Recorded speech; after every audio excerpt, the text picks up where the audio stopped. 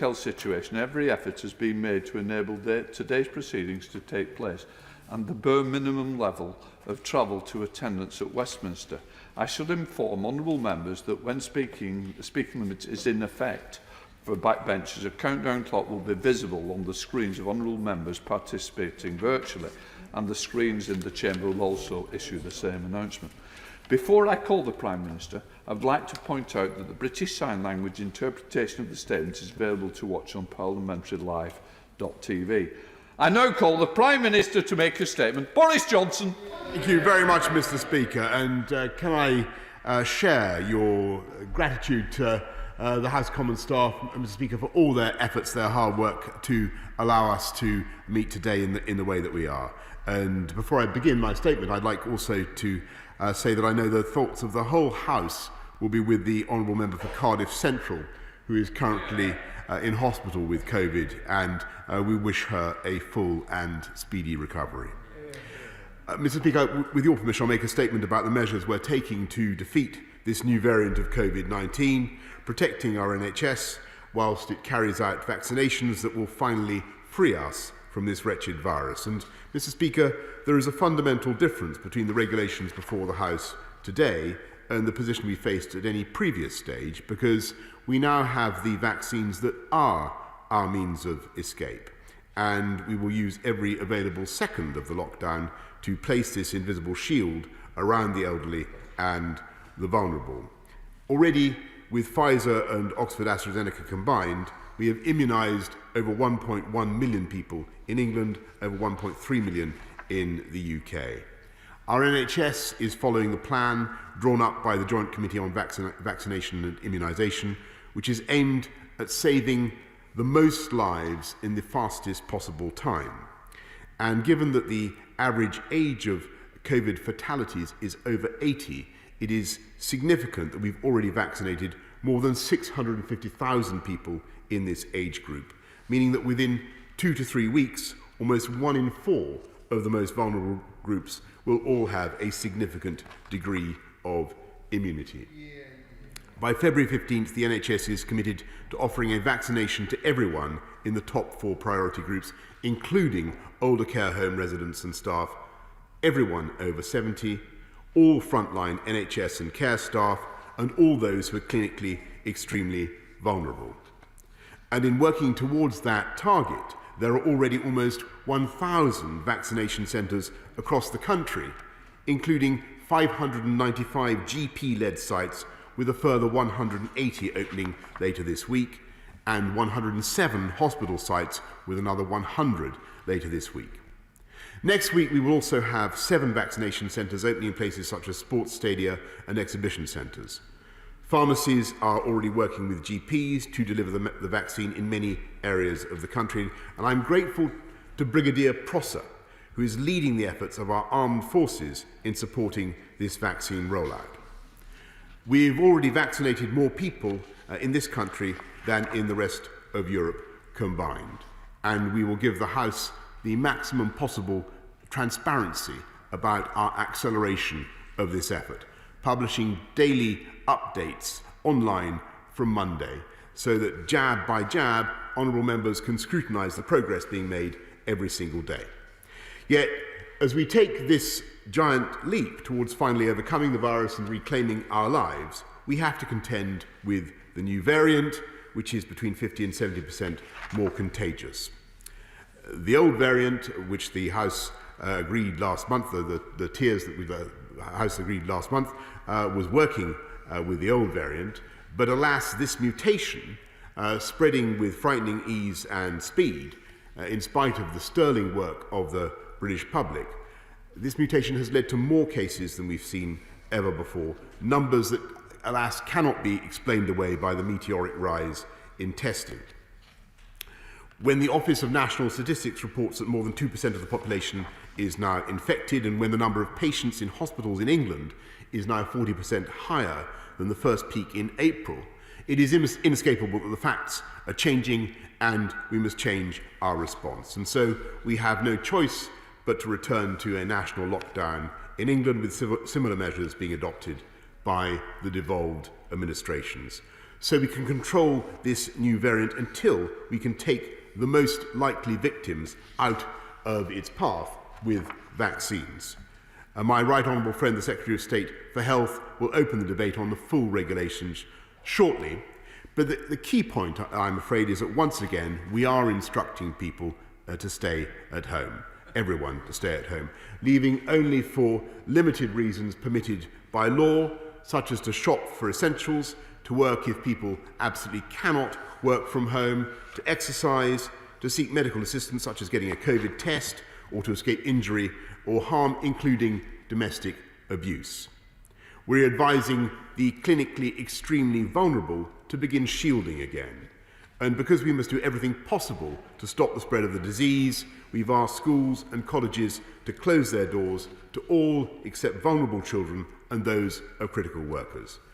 Mr. Speaker, I don't think the House will be in any doubt about our determination, my determination, to keep schools open, especially primary schools, open for as long as possible, because all the evidence shows that school is the best place for our children. And indeed, all the evidence shows that schools are safe and that the risk posed to children by coronavirus is vanishingly small.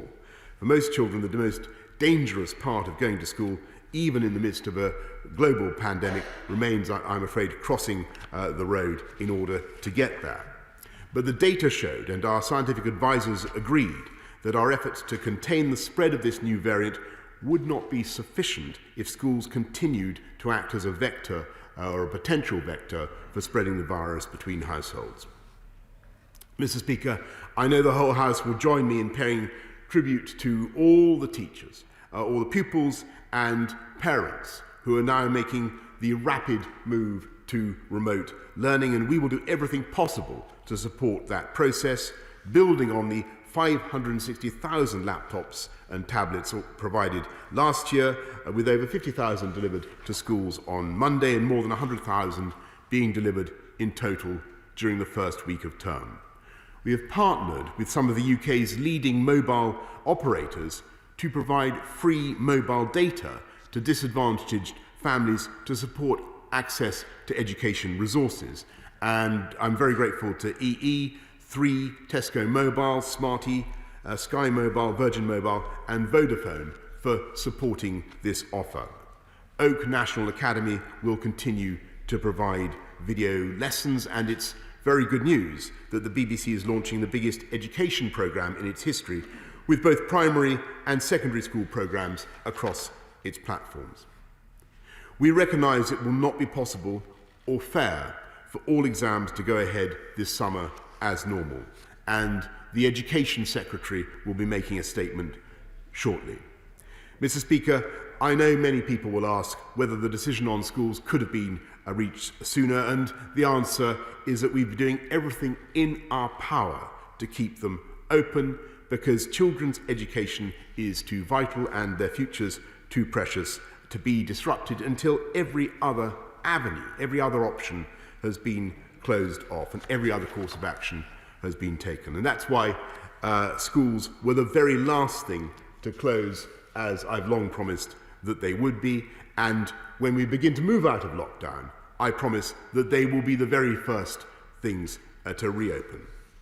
That moment may come after the February half term, although we should remain extremely cautious about the timetable ahead. And as was the case last spring, our emergence from the lockdown cocoon will not be a big bang, Mr. Speaker, but a gradual unwrapping. That is why the legislation this House will vote on later today runs until the 31st of March, not because we expect the full national lockdown to continue until then, but to allow a steady, controlled and evidence-led move down through the tiers on a regional basis, carefully, brick by brick, as it were, breaking free of our confinement, but without risking the hard-won gains that our protections have given us. These restrictions will be kept under continuous review, with a statutory requirement to review every 2 weeks and a legal obligation to remove them if they are no longer deemed necessary to limit the transmission of the virus.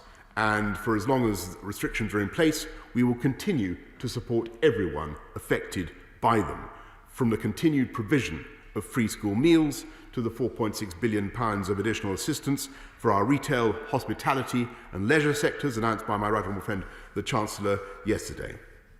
Mr. Speaker, we are in a tough final stretch, made only tougher by the new variant, but this country will come together.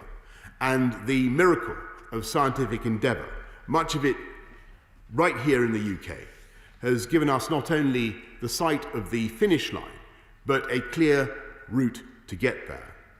After the marathon of last year, we are indeed now in a sprint, a race to vaccinate the vulnerable faster than the virus can reach them. And every needle in every arm makes a difference. As I say, we're already vaccinating faster than every comparable country, and that rate, I hope, will only increase. But if we're going to win this race for our population, we have to give our army of vaccinators the biggest head start we possibly can. And that is why, Mr. Speaker, to do that, we must once again stay at home, protect the NHS and save lives. And I commend this statement to the House. Yeah. We now come to the Leader of the Opposition, Right Honourable Keir Starmer. Thank you, Mr. Speaker, and can I thank the Prime Minister for advance sight of his statement and for his telephone call on Monday to update me. Can I also thank him for his kind words about the Honourable Member for Cardiff Central. She is still in hospital, but I'm happy to say that she is now improving. I also want to thank everybody on our NHS and on the front line for all the work they're doing at the moment in the most stressful of circumstances. The situation we face is clearly very serious, perhaps the darkest moment of the pandemic. The virus is out of control. Over 1 million people in England now have COVID. The number of hospital admissions is rising. Tragically, so are the numbers of people dying. And it's only the early days of January, and the NHS is under huge strain. In those circumstances, tougher restrictions are necessary.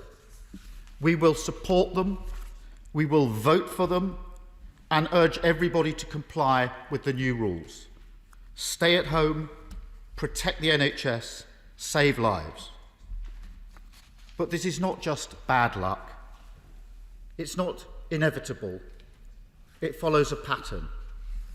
In the first wave of the pandemic, the government was repeatedly too slow to act. And we ended 2020 with one of the highest death tolls in Europe and the worst hit economy of major economies. In the early summer, a government report called Preparing for a Challenging Winter warned of the risk of a second wave, of the virus mutating, and of the NHS being overwhelmed. It set out the preparations the government needed to take. I put that report to the Prime Minister at PMQs in July. Throughout the autumn, track and trace didn't work. SAGE advised a circuit break in September, but the Prime Minister delayed for weeks before acting. We had a tiered system that didn't work.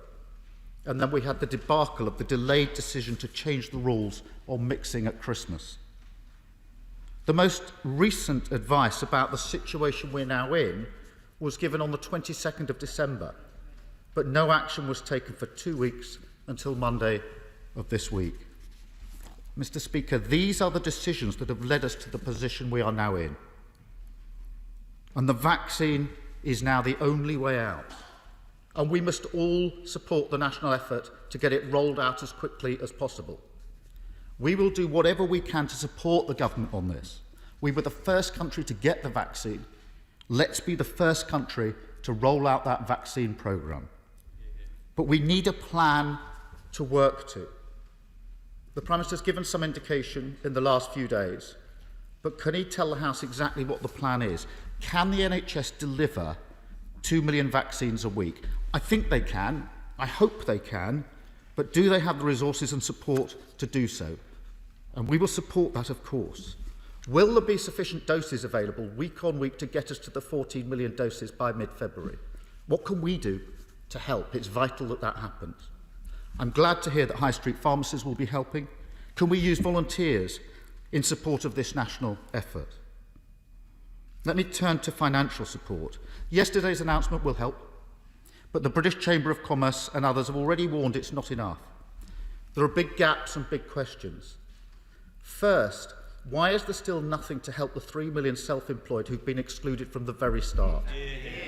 That was unfair in March of last year. It was even more unfair in the autumn. It's totally unforgivable now. It may well be a whole year that that group have gone without any meaningful support. That gap needs to be plugged. Secondly, will the Prime Minister drop his plan to cut universal credit by £20 a week? That needs to be done now, and we will support it. Will he immediately extend the eviction ban? That's due to run out just in 5 days' time now, just as we're going into this new phase. Third, will he address the obvious issues with financial support for those required to isolate, including statutory sick pay and support for local councils? And will the Prime Minister finally recognise that now is the worst possible time to freeze pay for our key workers? On schools, we all recognise the huge damage that closing schools will cause for many children and families. But the Prime Minister knew that closures might be necessary, so there should always have been a contingency plan. Up to 1.8 million children don't have access to a home computer, and 900,000 children live in households that rely on mobile internet connections.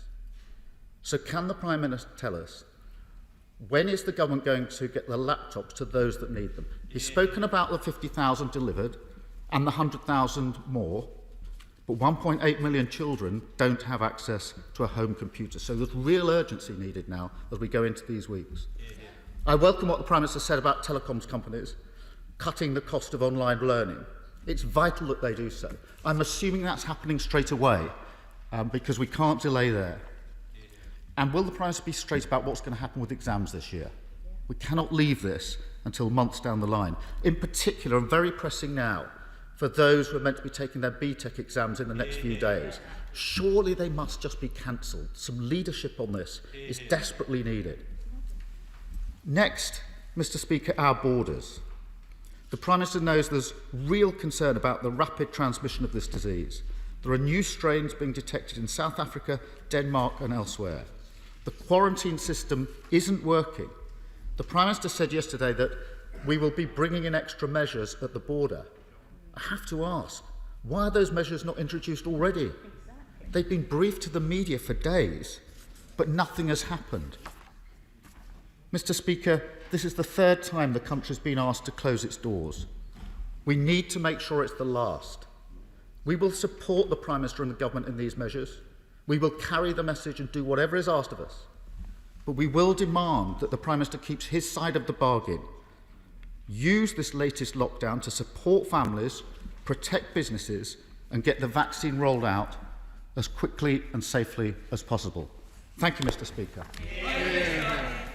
Well, I thank you, the right honourable gentleman, who I think made some sensible points there, in addition to some slightly party political ones. And I just say on the political points, I think it is worth remembering that the waves of coronavirus that we've seen across Western Europe in the last few weeks, I'm afraid, we are also seeing here with the additional pressure, Mr. Speaker, of the new variant of the virus. I think most people do understand that.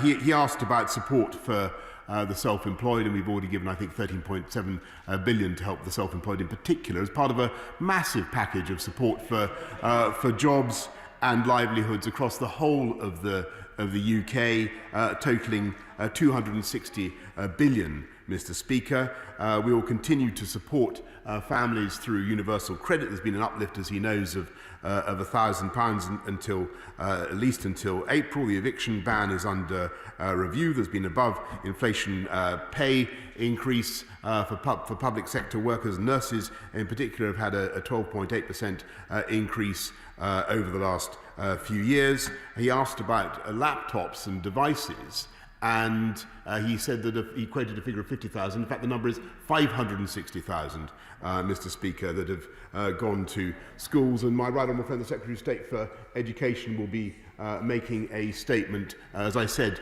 later on, about what we're going to do to help support teachers and pupils. And again, I repeat my immense thanks to them, to families who are now working so hard in unexpected circumstances to teach kids at home. And I thank the mobile companies and the BBC again for what they're doing to assist. And he'll be hearing more later about the BTEC exams, and obviously we must be fair to those who are taking BTECs as well. We appreciate the hard work that they have done.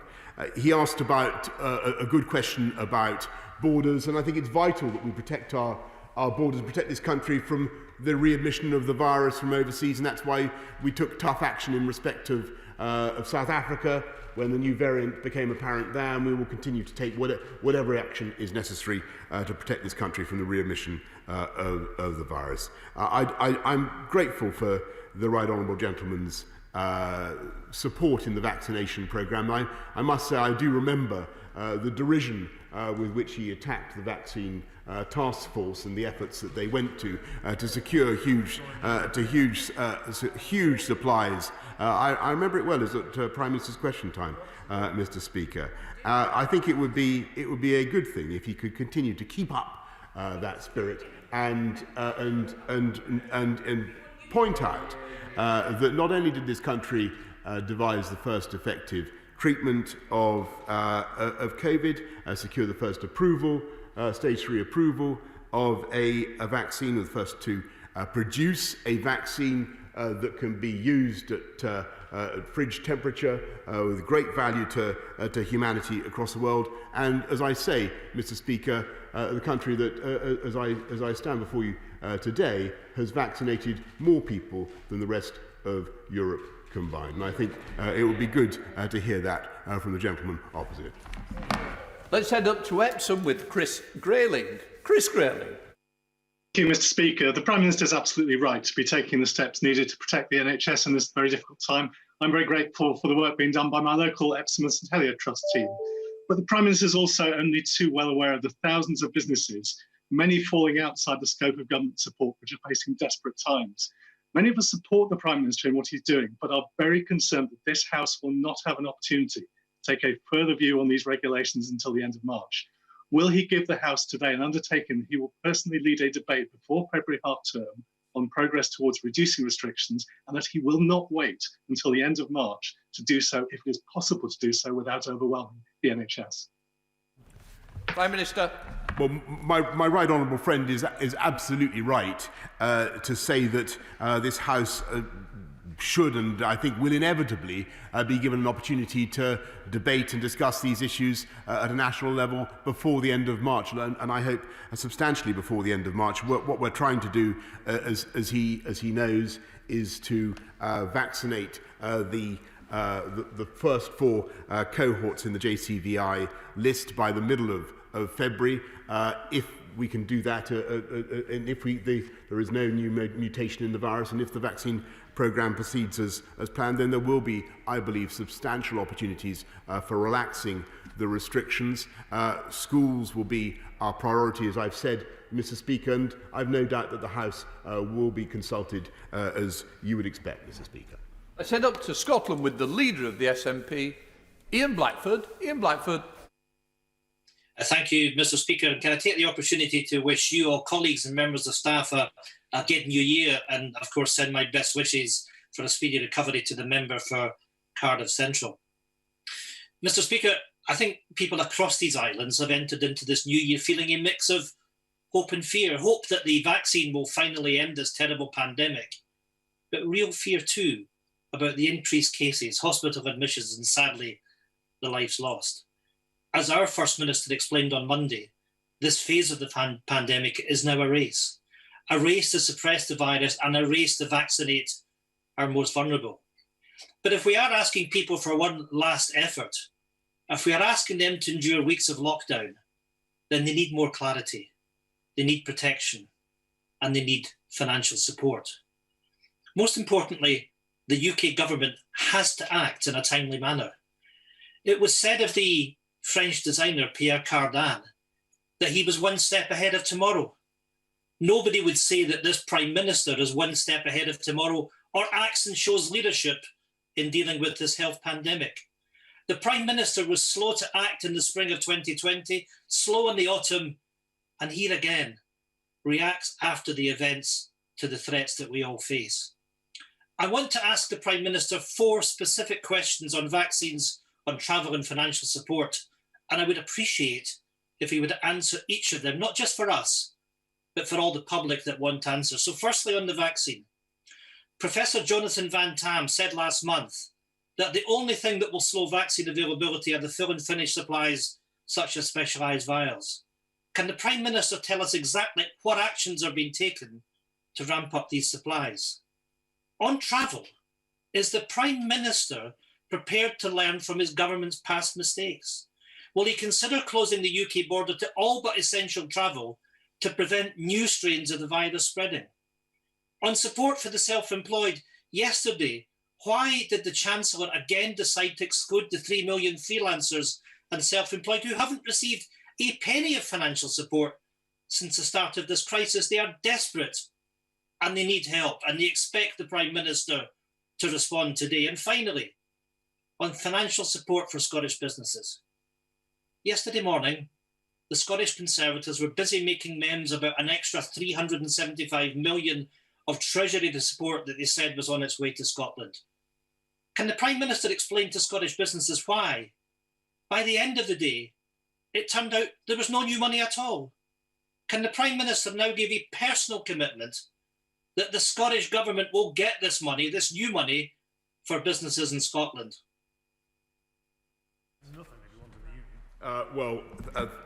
Mr. Speaker, I'm grateful to the Right Honourable Gentleman. I just point out that on his questions about the self-employed, we have supplied, as I said to the gentleman opposite, £13.7 billion already. We'll continue to support people in any way that we can with a multitude of grants and loans already totaling, I think, about £260 billion, as I've said. The Barnett consequentials for Scotland from the new money will, of course, be passed on. As I said just now, we will make sure that we protect our borders from the readmission of the virus, and he's seen what we did already in the case of the South African strain, and we'll bring forward further measures to stop the readmission of the virus. But I have to say, the general tenor of his question seemed to ignore the fact that I'm delighted to say that the whole of the UK has benefited massively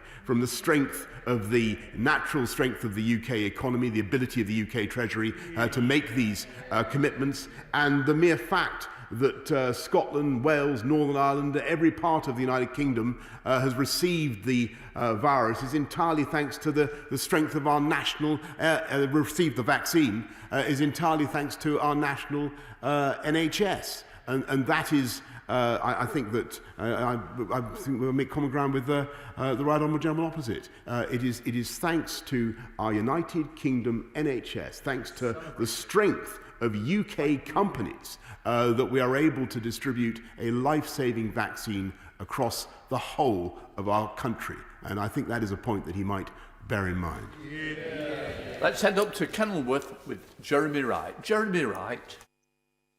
Thank you very much, Mr. Speaker. Most of us do appreciate the difficulty of the judgments my right honourable friend is having to make. And can I thank him in particular for the access he's given members of this House to the government's medical and scientific advisors so we can understand them better. But would he agree that just as it's important that everyone understands the reasons why we've gone into a national lockdown, it's just as important that everyone understands the circumstances that will allow us to leave it? Can I therefore ask him, although I appreciate that he can't yet give a date, to be more definitive that when a specific point has been reached in the vaccination of priority groups, with the consequent reduction in the risks of hospitalizations and deaths, that then the balance of risk between health on the one hand and livelihoods and learning on the other will be significantly different, and that restrictions can be lifted?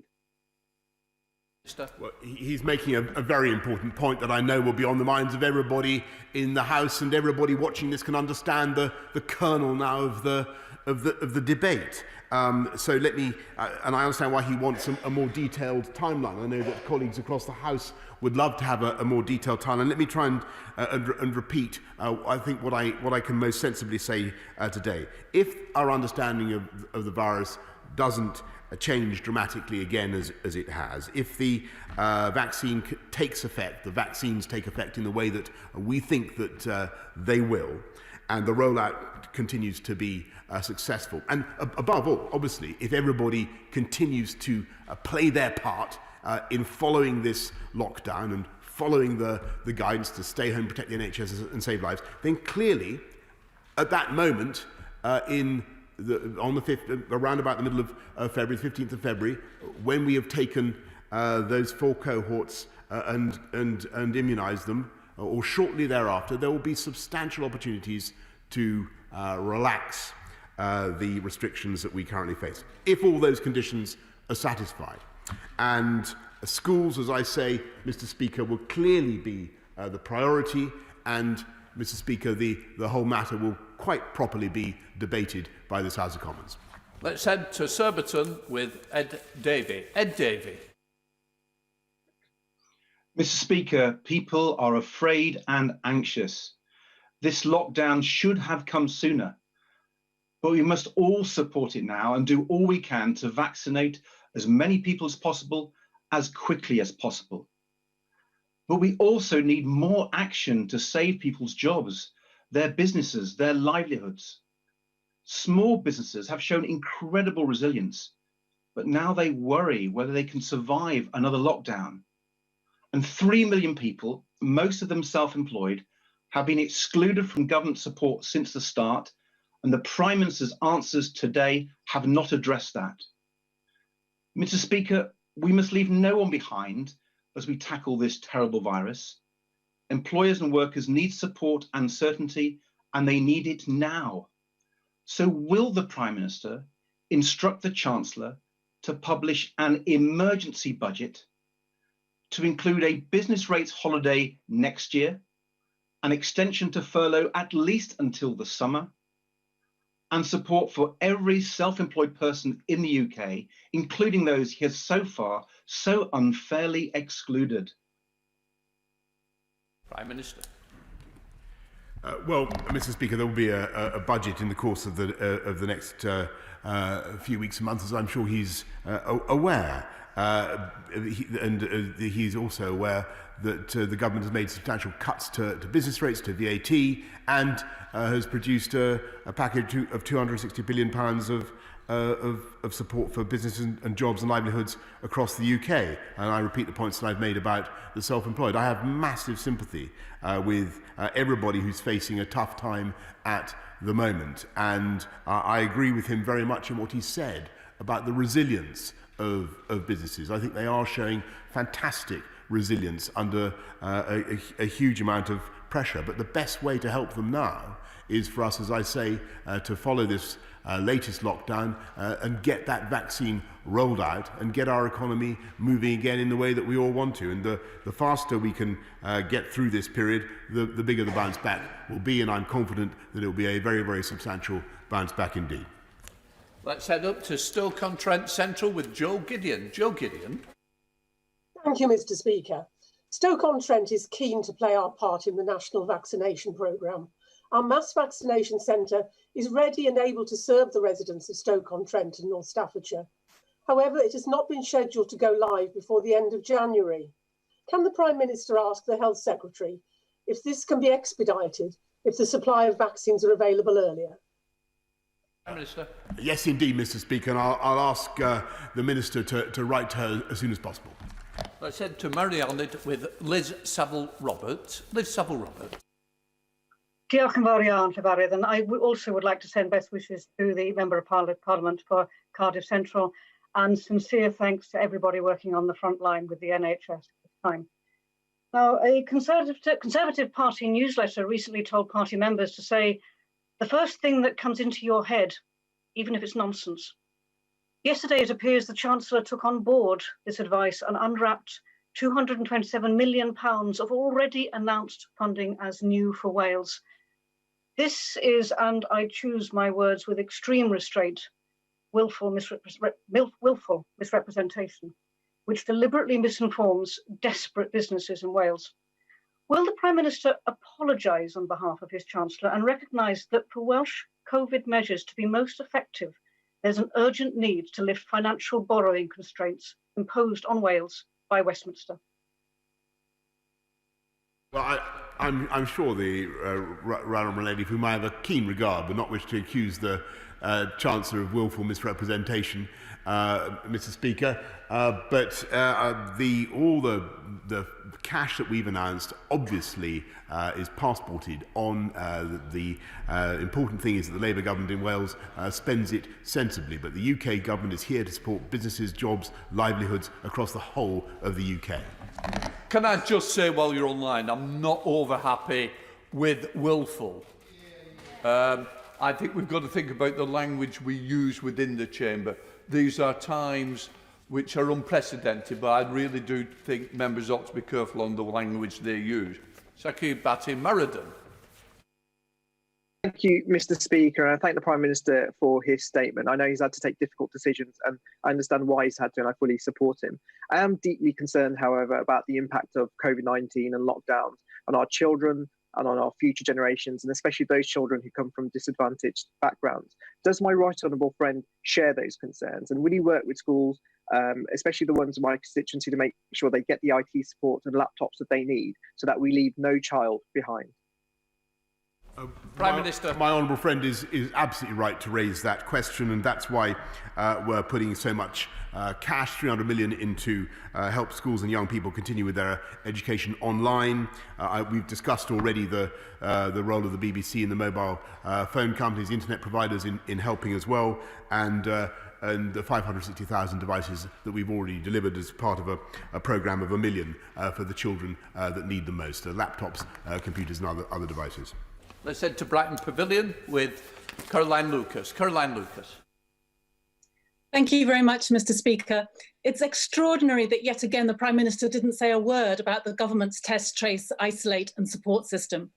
Vaccination and lockdown are essential tools, but they don't replace the need to trace infections and isolate cases to help break the chain of transmission.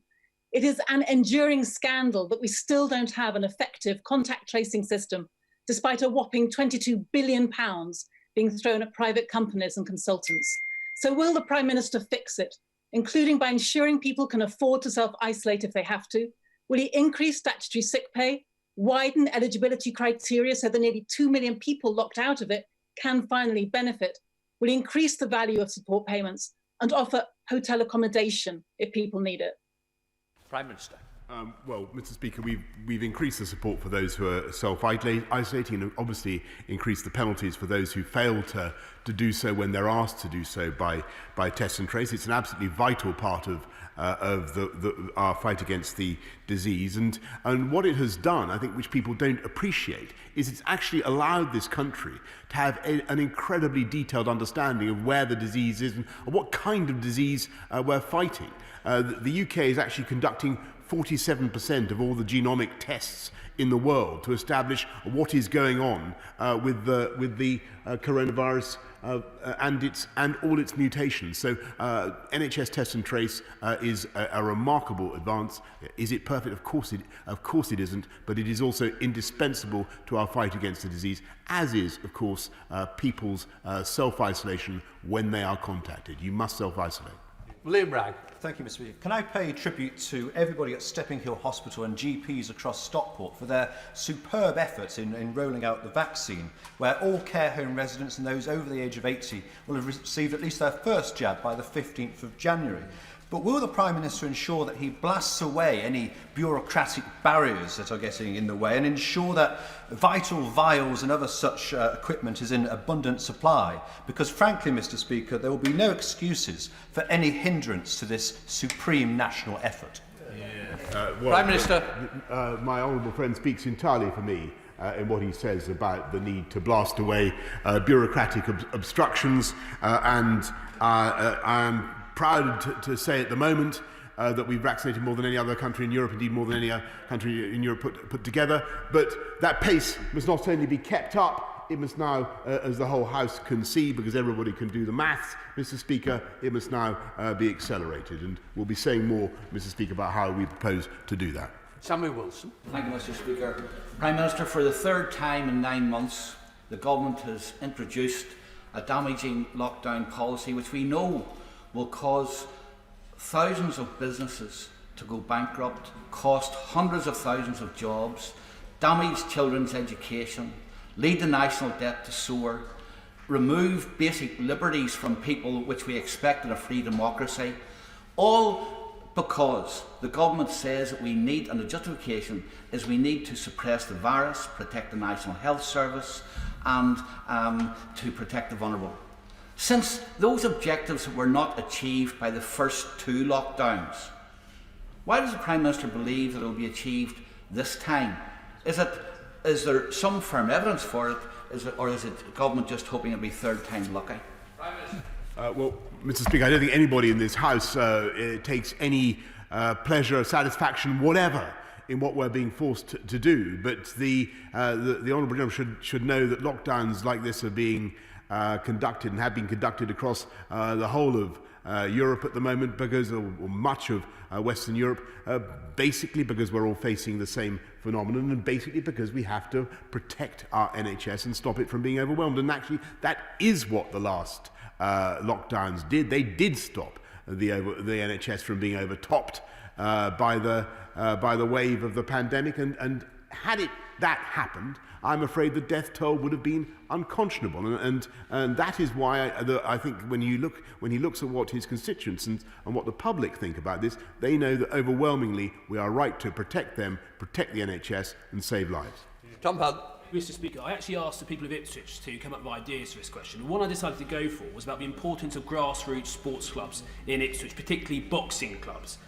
In the summer, I visited Patrick's Boxing Club, which got help in the first lockdown, but at the moment it is struggling. It's still got fixed costs, it's got its rent, it's got its utility bills, but it's still adding a burden. And also Unity FC Club and the Ipswich Kickboxing Academy as well, which has a fantastic jab, not stab scheme to help combat crime and antisocial behaviour. Will the Prime Minister promise me that when he considers any further support for these crucial clubs that are based in the most deprived parts of the town that I have the honour of representing, that he takes into account not just the benefits for physical and mental health, but also the key role that they play, keep kids on the straight and narrow, keep them out of harm, keep them out of trouble, and make a fantastic contribution to our wonderful town?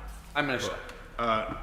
Well, Mr. Speaker, Ipswich will of course be benefiting not just from kickboxing jabs, but from vaccination jabs as well, and that will enable us to get through this crisis all the faster. And I'm delighted by what he says, but we are supporting clubs such as the one he so eloquently describes by an extra £210 million to help wonderful community sports institutions such as Ipswich Kickboxing Academy throughout this pandemic. We now go over to Jeremy Corbyn. Jeremy Corbyn. Thank you, Mr. Speaker. Does the Prime Minister appreciate that the campaign against COVID does not fall equally on everyone in our society? For many, this third lockdown is one of devastating fear of mental health, isolation, job loss, poverty, loss of their place of residence, and stress about the future. So will he, at the very least, ensure that statutory sick pay is increased to £320 a week, the universal credit is not cut, that the continuation of the protection of private tenants goes on after the end of this lockdown, and that above all else, he ensures that every child in every school and every student has a chance to learn online by provision of a computer and, yes, free universal broadband for all in our society? Minister. I thank the right honourable gentleman, who seems to be recapitulating what his right honourable colleague has already asked me, as though he was still doing his old job. But I don't necessarily want to repeat all the points that I've made. Obviously, we're investing heavily to support jobs and livelihoods throughout the country. On mental health, he's right to draw attention to the risk of increased suffering caused by the privations of lockdown. That's why we're investing hugely in mental health provision, another 13 billion plus 18 million support for wonderful mental health charities across the country. Sir Desmond Swade. Pubs can't compete with supermarkets for off sales. Even within a household, you can't play tennis or golf. Notwithstanding the assault on liberty and livelihoods, why are these regulations pervaded by a pettifogging malice? Prime Minister. Pettifogging, yes. Malicious, no. Mr. Speaker, the intention, and I'm going to have to take the hit here. The intention is to stop the virus, to protect the NHS, and to save lives. And to do that, we have to engage in restricting transmission between human beings. And I know that my right honourable friends and colleagues, honourable right honourable members, will find all sorts of reasons to oppose all sorts of restrictions, but in the end, Mr. Speaker, we have to look at the overall budget of risk caused by transmission between members of the human race, and that is what we're trying to restrict. Let's head up to Greater Manchester with Lucy Powell. Lucy Powell. Thank you, Mr. Speaker. I've just come from a call with the big business organisations, and I know the Prime Minister is meeting with them later on. So let me give him the heads up. Businesses are on their knees. It's been a year of lost trade and mounting debts. Cash grants are welcome, but they're not enough, and most won't get them anyway. What they desperately want is not more sticking plasters, but a proper long-term plan to help them survive to the spring and then thrive beyond it. It can't wait until the budget because many will be bust by then. So can he urgently tell his Chancellor to come to this House with a proper plan for jobs and businesses? And please don't insult us by re-rehearsing what he's already done, because honestly, it's just not enough. Prime Minister. Well, Mr. Speaker, she asked for a timetable, as indeed many colleagues on both sides of the House have done so, and business rightly wants as much certainty as possible.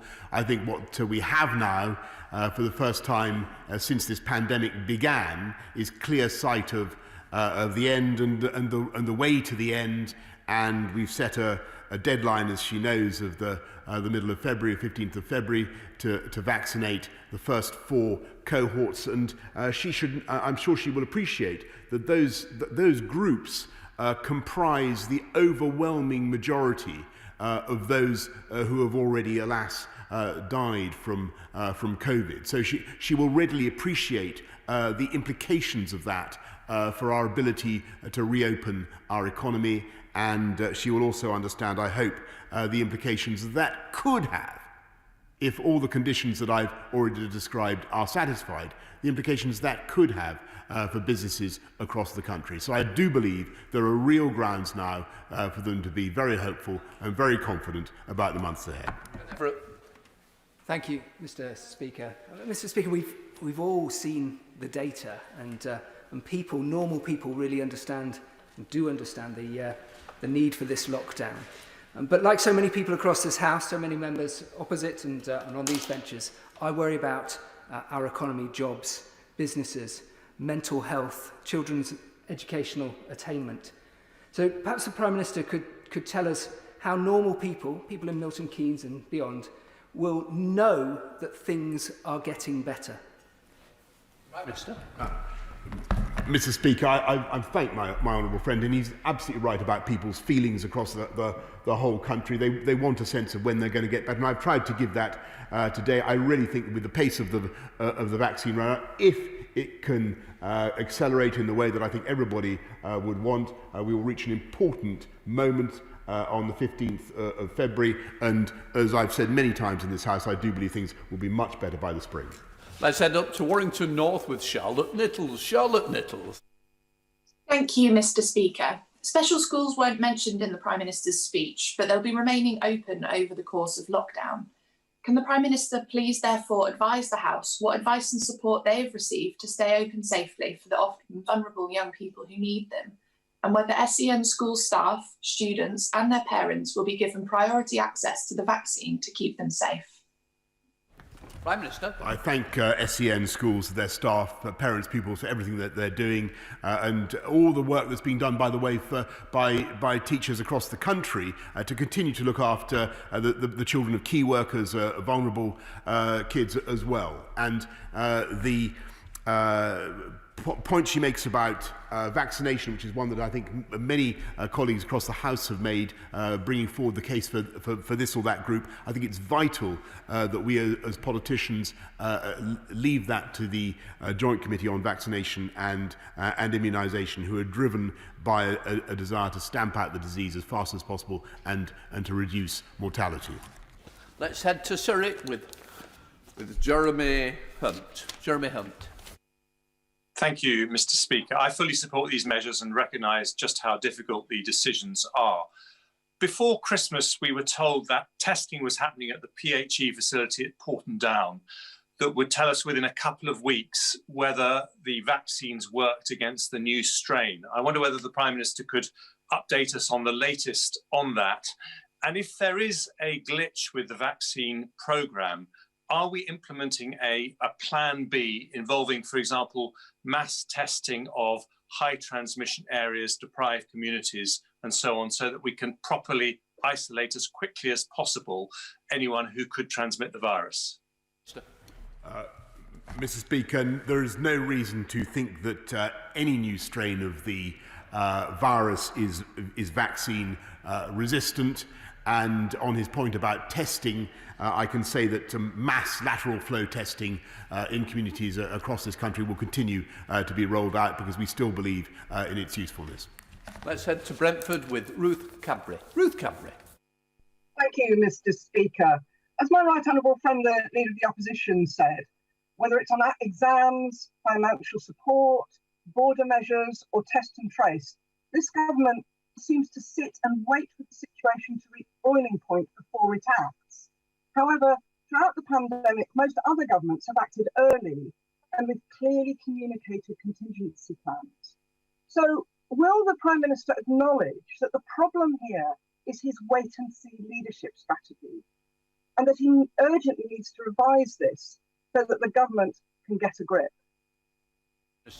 I thought I understood the Honourable Lady to be attacking the government's wait-and-see position on the vaccines, Mr. Speaker. But I really don't. Well, I really don't think that anybody in their right mind could accuse the government of moving too slowly in that respect. And indeed, I think she might add it to her script that this country has vaccinated more than any other country in Europe put together. The Great Brady. Thank you, Mr. Speaker. I welcome the Prime Minister's assurance that this House will be consulted on the lifting of restrictions, should it be possible, before the end of March. But can I say to him that many of us are concerned at being asked to approve a lockdown which could continue until the 31st of March. Can I ask my right honourable friend to reconsider and to offer the House a vote at the end of January and at the end of February as well, not on whether to lift restrictions, but on whether to continue them or not? Mr. Speaker, I thank my right honourable friend and just repeat what I've said several times now, that I can't believe it will be until the end of March that the House has to wait before having a new vote and a new discussion of the measures we have to take. To Scotland with Carol Monaghan. Carol Monaghan. Thank you, Mr. Speaker. We've had Christmas on, Christmas off, schools in, schools out, eat out to help out, stay at home. It's simply impossible to decipher the Prime Minister's COVID strategy. So given that the efficacy of the vaccines is not yet known against emerging strains, can he assure us that his strategy is not based on vaccines alone?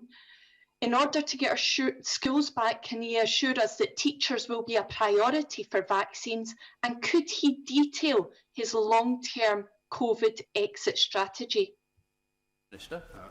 I think possibly, Mr. Speaker, the best thing I can say in answer to that question is to repeat that we have, and I think it's very, very important to repeat this, we have no evidence that any strain of the virus is vaccine resistant, and I think it's very important that the Honourable Lady should be express full confidence in the vaccine programme, because that is going to be indispensable to our way out of this crisis.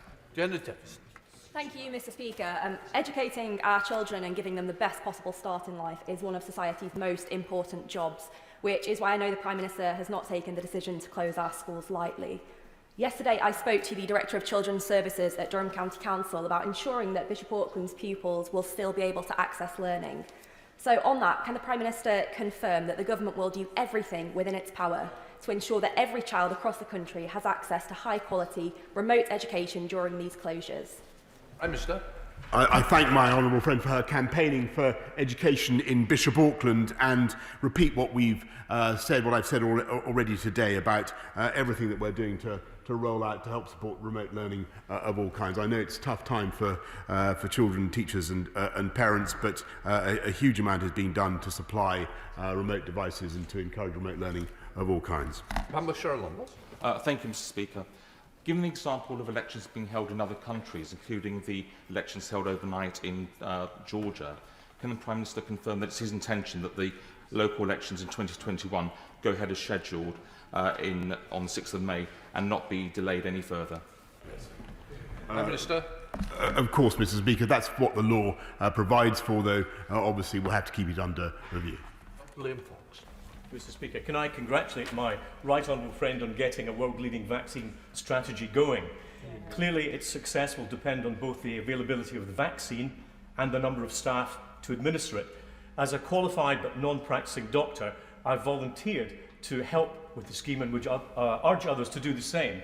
But can I ask the Prime Minister why I've been required to complete courses on conflict resolution, equality, diversity and human rights, moving and handling loads and preventing radicalisation in order to give a simple COVID jab? Can I urge him to get the NHS and the Department of Health to drop the bureaucracy, drop the political correctness and do all they can to actually get the vaccine programme moving?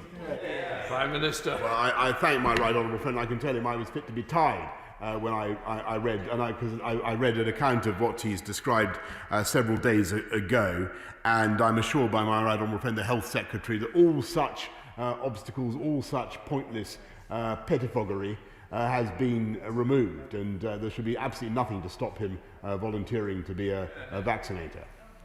Let's head up to Blaydon with Liz Twiss. Liz Twiss. Thank you, Mr. Speaker. The decision to close schools this week was inevitable, but we do know that it will have a detrimental effect on many children, especially the most disadvantaged. School staff across Blaydon, like those at Crookhill School in my constituency, are responding brilliantly to the challenge, but it's just not the same for children as being in school.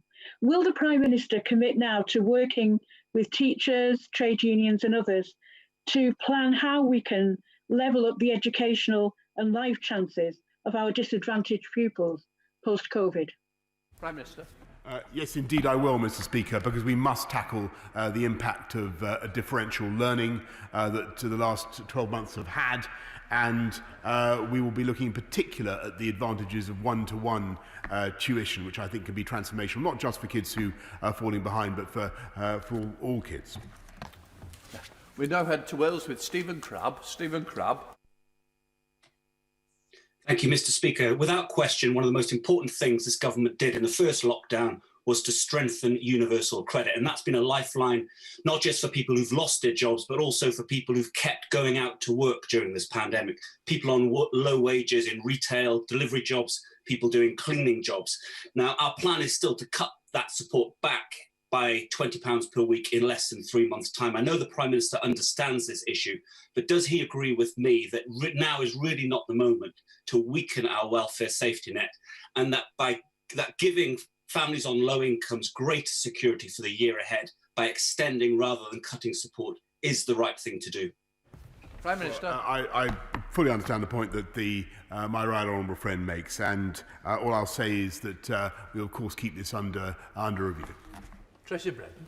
Thank you, Mr. Speaker. The Prime Minister will have heard across the House the concern for 3 million British taxpayers who've been excluded from support since March last year. They've had a terrible Christmas and New Year, and they're looking at another 3 months with no support at all. So it's no surprise then that their thoughts about the Chancellor's 90-second financial statement on Twitter felt like a kick in the teeth for those people with nothing. So does the Prime Minister believe that the excluded are important enough to get their own statement?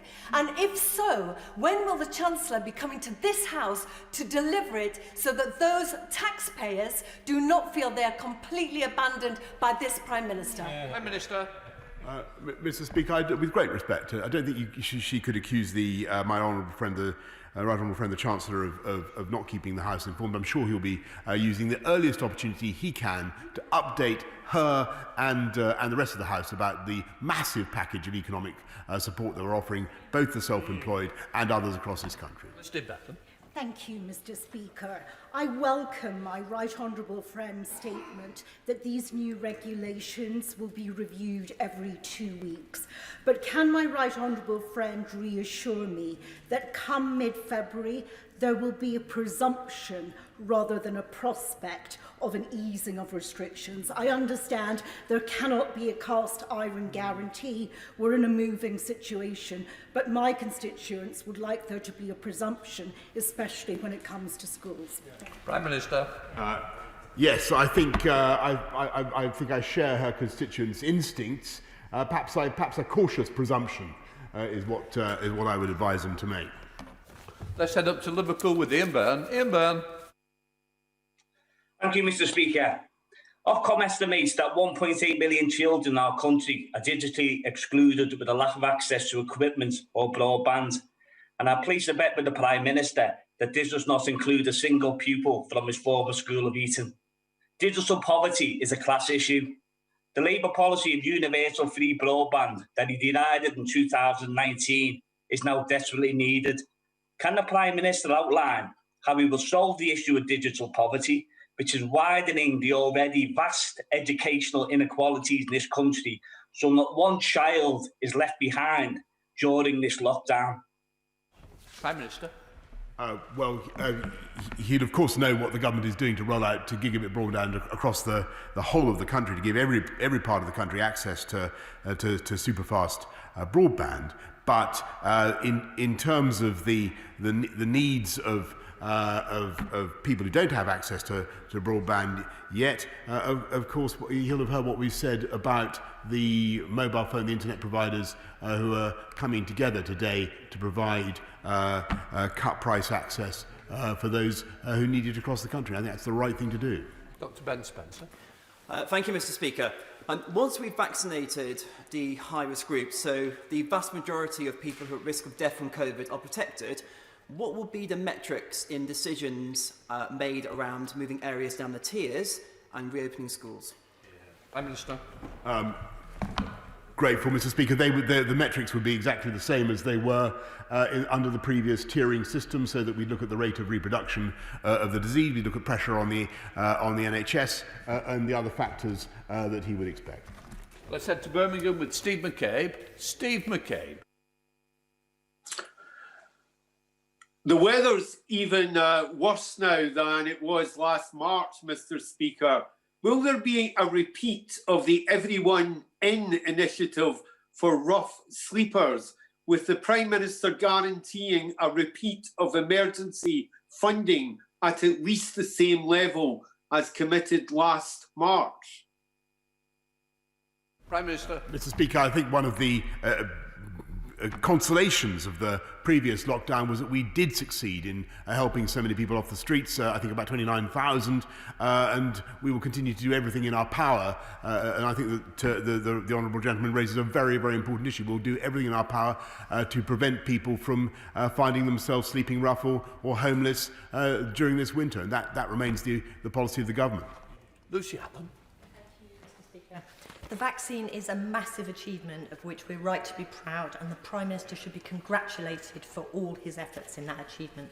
We must cut away all barriers to speeding up the rollout, bin bureaucracy, incentivise 24/7 working by PHE, and pay bonuses, use drive-throughs, pharmacies, mobilise troops and volunteers, will my right honourable friend make this rollout a dynamic, can-do, logistical, British miracle, saving lives and livelihoods, and not waste a single day taking us out of this lockdown hell?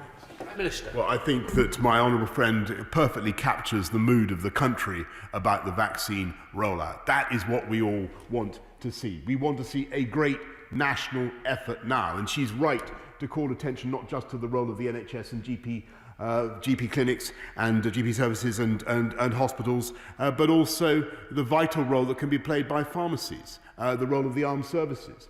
We want to bring them all together to roll out this vaccine as fast as possible, and the picture she paints is entirely correct. Let's go to Scotland with Martin Day. Martin Day. Thank you, Mr. Speaker. Surely those who cannot work because of government restrictions should be compensated and supported. So given that the Chancellor has said that coronavirus restrictions could continue for months to come, will the Prime Minister commit to continuing furlough for as long as is needed and extending sector-specific furlough payments to the hardest-hit sectors?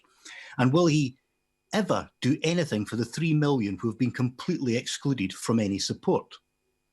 Prime Minister. Mr. Speaker, they have not been excluded, and we continue to support people across the country. Furlough will indeed be continued for further, as he knows, and he should just bear in mind what I said to his right honourable colleague. It is thanks to the might of the UK Treasury, the fundamental strength of the UK economy, that we're able to make this support available across the whole of the UK. Let's head to Essex with Stephen Metcalfe. Stephen Metcalfe. Thank you, Mr. Speaker. Can I thank my right honourable friend for his statement and commend him for his actions? It's obvious our clearest way out of these restrictions is to deploy the vaccine at speed and scale to protect those most of risk of serious illness. Will you therefore lay out plans not only for the first 4 groups in the JCVI list, but also how we intend to get the vaccine to other key groups that keep our country running day to day, such as teachers, police officers and home carers?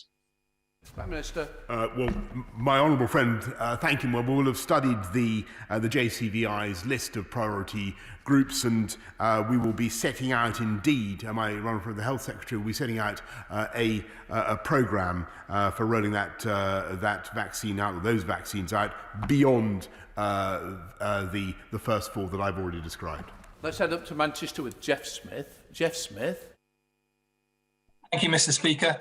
My constituent Ross has had no work since the first lockdown and is one of the people who've fallen through the gaps in the self-employed support scheme.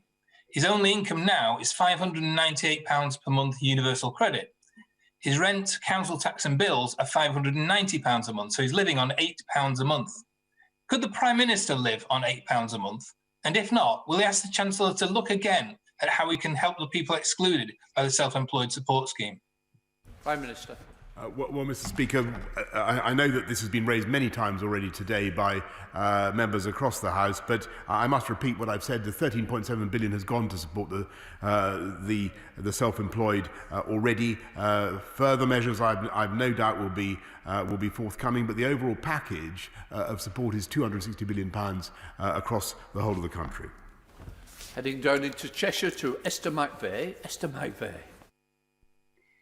The Prime Minister will know that blue-collar conservatism was instrumental in persuading the supermarkets to return the business rate relief that they did not need. We asked them to do this on the basis that there are many who have gone without support during this pandemic, and it was on that basis that they returned that money.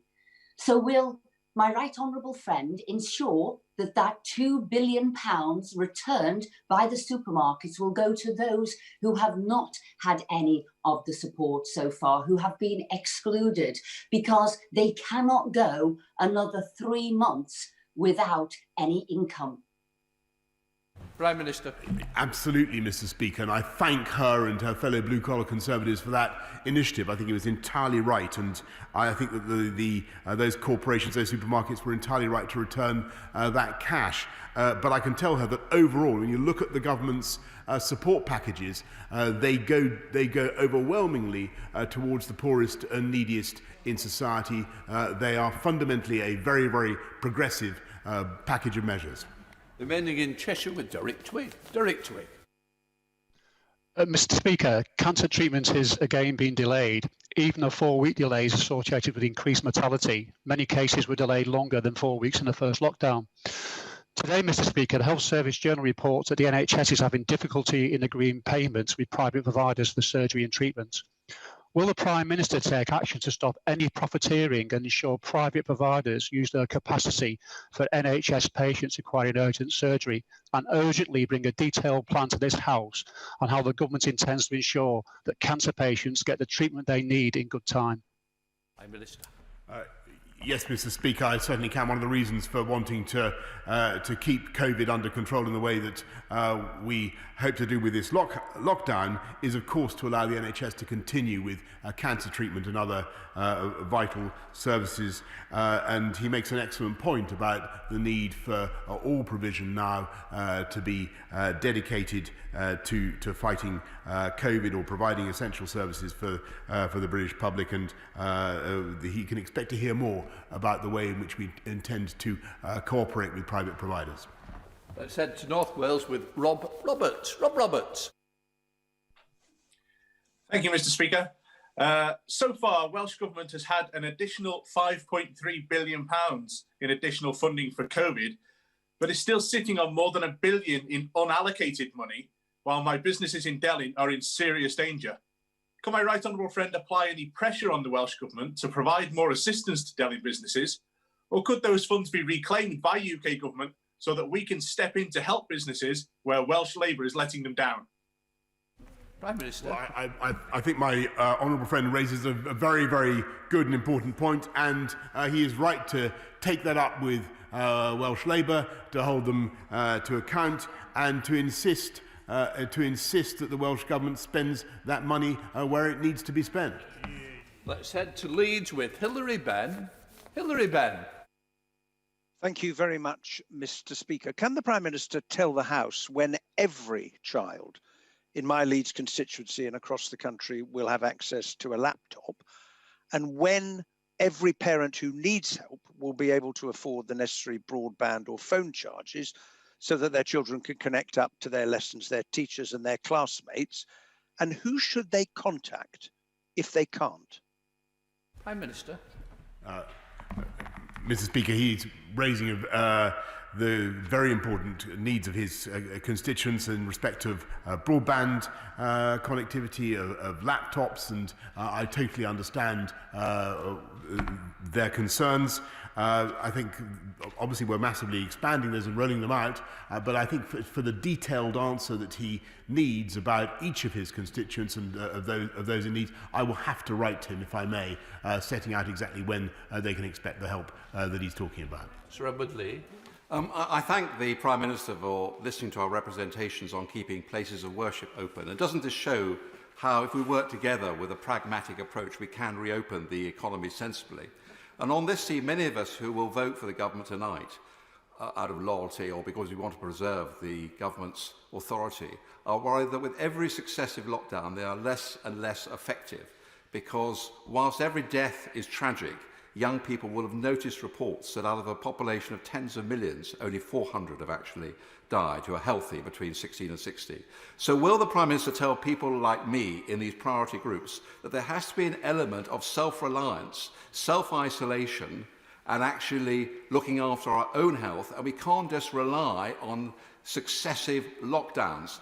And particularly with the point of carers, I noticed that the Gainsborough testing centre was turning away people who were not showing symptoms. Surely we want to encourage all carers of all elderly people to go in and be tested. So let's get rid of all these bureaucratic hurdles and get more reliance on self-reliance. Yes.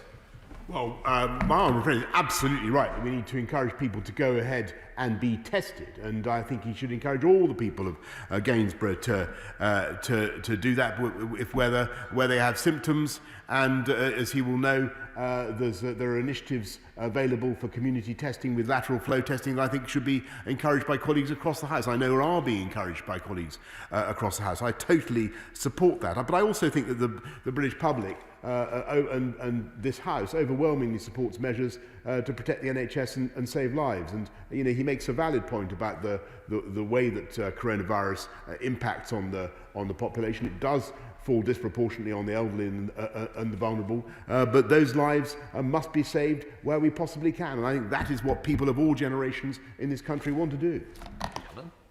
Mr Speaker, can I thank the Prime Minister and Government for all their help that they've given so far over the last 9 to 10 months. But however, can I highlight the aviation and the aerospace sectors, which have almost entirely shut down since the beginning of the pandemic.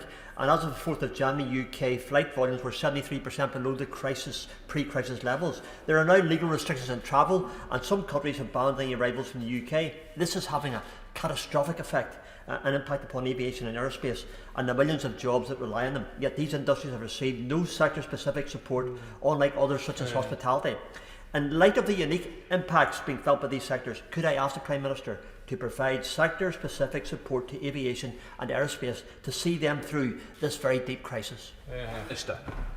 Well, the Honourable Gentleman has raised this with me before, and he's an ardent campaigner for aerospace, and he's quite right. It's a vital industry for our country. As he knows, we have time to pay in other packages of support, but we will be ensuring that we do everything we can to get the aerospace industry in the UK back on its feet as fast as possible.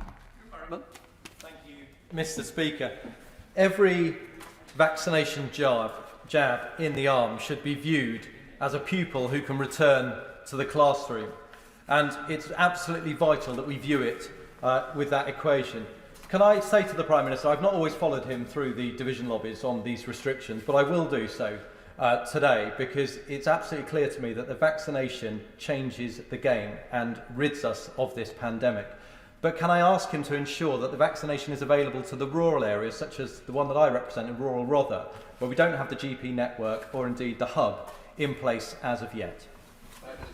Well, I'm really grateful to my honourable friend for his support and for what he has just said, and we want to roll out the vaccine across the whole of the country as fast as possible. I think it is, I hope, common ground in this House today that we are right as a country to be putting those jabs in the arms of those who are most at risk of mortality first, because that is the way to reduce the death toll, and that indeed is the way that we hope to get our country back on its feet as fast as possible. To Twickenham with Munira Wilson. Munira Wilson. Much, Mr. Speaker. We're now in a race against time to save lives, save jobs and restore our freedoms, which is why we need a 24/7 vaccination programme, bringing vaccination to every high street in the country. So I welcome the Prime Minister's comments about the role of community pharmacy. Will he confirm that it's not just a few big chains that will be involved, but the thousands of independent community pharmacies, such as Goods Chemist in Twickenham, who stand ready, waiting and able to vaccinate, but have been knocked back? They will provide vital capacity and be able to reach people that other mass vaccination hubs cannot reach.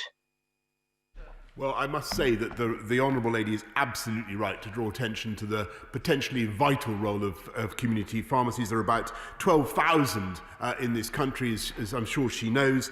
In my experience, they're great places. They're hygienic. The staff are knowledgeable. They're professional, and I think they can. We've already signed up hundreds to the campaign, and there'll be many more. I can assure her to follow.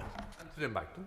Speaker, I think it is exceptionally welcome that the UK has consistently tested more people than any other country in the world. And I think that this House owes a debt of gratitude and thanks to Kate Bingham and her team for procuring the vaccine at such large amounts and such diversified quantities, something that the EU vaccination scheme never managed to achieve. So can the Prime Minister just reassure me and the members of the South West that we will see the vaccine rolled out and that the lockdown will not be extended beyond any necessary point than it needs to? Yes, indeed, Mr. Speaker, and I thank him for his words about the vaccine task force, which, as I say, was satirised by the right honourable gentleman opposite, which I think was a mistake. And we will do everything we can to roll out that vaccine to his constituency and all constituencies across this country. Thank you very much. Mr. Speaker, on Sunday, the Prime Minister came on national television and, looking into the eyes of the British people, announced and told worried parents that it was perfectly safe for them to send their dearly loved children to school.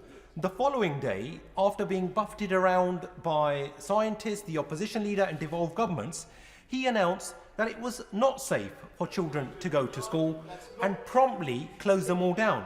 So does the Prime Minister agree that these constant last-minute U-turns and this erratic approach to policy making is not conducive to assuaging anxious people who are desperately seeking stability, certainty and assured leadership? Prime Minister. Well, Mr. Speaker, I really must ask the honourable gentleman opposite to withdraw what he's just said, because I did not at any stage say that schools were not safe. That is absolutely not what I said. And he, in all fairness, he should correct that. And I give him the opportunity to do so if he chooses to. The Prime Minister closed down schools, so therefore they are not safe for people to return. I think it's now on the record. The Prime Minister's actually put what he did say on the record. Right, let us move on to Craig Whittaker in Calder Valley. Calder Valley, Craig Whittaker. Thank you, Mr. Speaker. I've been contacted by several dentists and dental assistants who've been told locally that they do not qualify as health workers for early priority under the vaccination rollout. I am aware that my honourable friend, the member for Mole Valley, a dentist himself, has campaigned tirelessly for dental teams to be in Category 2 with other healthcare workers. I wonder if my right honourable friend, the Prime Minister, can advise for clarity whether dental teams are in fact in Priority 2 with other healthcare workers for the vaccination rollout. Well, like my honourable friend, I'm a big fan of our colleague, the member for Mole Valley, the great dentist, and I can tell him that all dentists in patient-facing roles and members of their dental teams who may have social contact with patients are eligible to be offered the COVID vaccine, and we encourage them all to take it if they're offered it. Let's head to Dame Margaret Hodge. Dame Margaret. Thank you, Mr. Speaker. My local hospital, Queen's, is one of many hospitals that is facing critical pressures with the supply of oxygen to patients. Demand for oxygen is running at 100% or more of the supply available. Will the Prime Minister assure me and my constituents that action is being taken to ensure safe and secure supply of oxygen?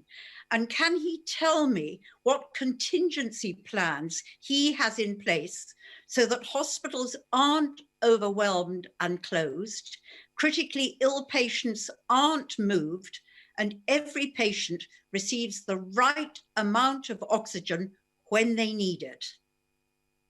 I'm very grateful to the Right Honourable Lady, and I will immediately look into the matter she raises about oxygen at Queen's Hospital. It hadn't been drawn to my attention before, but we'll be making sure that we get back to her as soon as we can.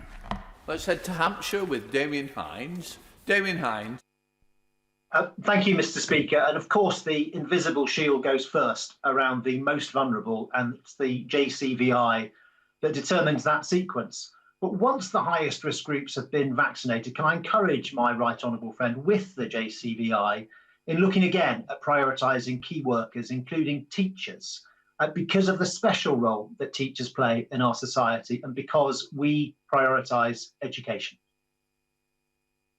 I fully understand the point that my right honourable friend makes, and I'm sure that it will be borne in mind by the JCVI as they continue to make their judgments. Let's head up to Lancashire with Cat Smith. Cat Smith. Thank you, Mr. Speaker. The Chancellor announced a financial support package via a 90-second video on Twitter yesterday, but with him not coming to the House, it does make it very difficult for us to ask questions, so perhaps the Prime Minister can help. Yesterday's announcement on grants didn't say how long this new one-off grant support is intended to last, so perhaps the Prime Minister can tell us what will happen on business support should the current lockdown have to be extended or the vaccine rollout delayed. Mr. Speaker, I think the Chancellor was very clear about the £4.6 billion with its final consequentials that he announced to the House, and I really must say I don't think that anybody could fault the Chancellor for his willingness to come to the House and explain what we're going to do. Let's head up to Rutland with Alicia Kearns. Alicia Kearns. Thank you, Mr. Speaker. Would the Prime Minister join me in thanking the extraordinary efforts of the armed forces, especially those in Rutland and Melton, to defeat this virus?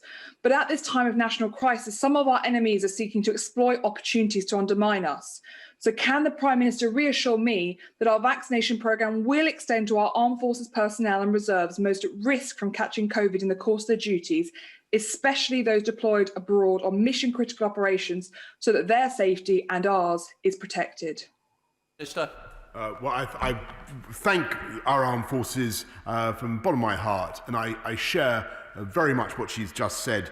They've played an outstanding role throughout this pandemic, moving patients to hospital where that was necessary from remote places, conducting testing, and now playing a big role in vaccines as well. And I'm sure that they're, like every other part of the public sector, they will be considered by the JCVI as they come to make their decisions about the allocation of the vaccine.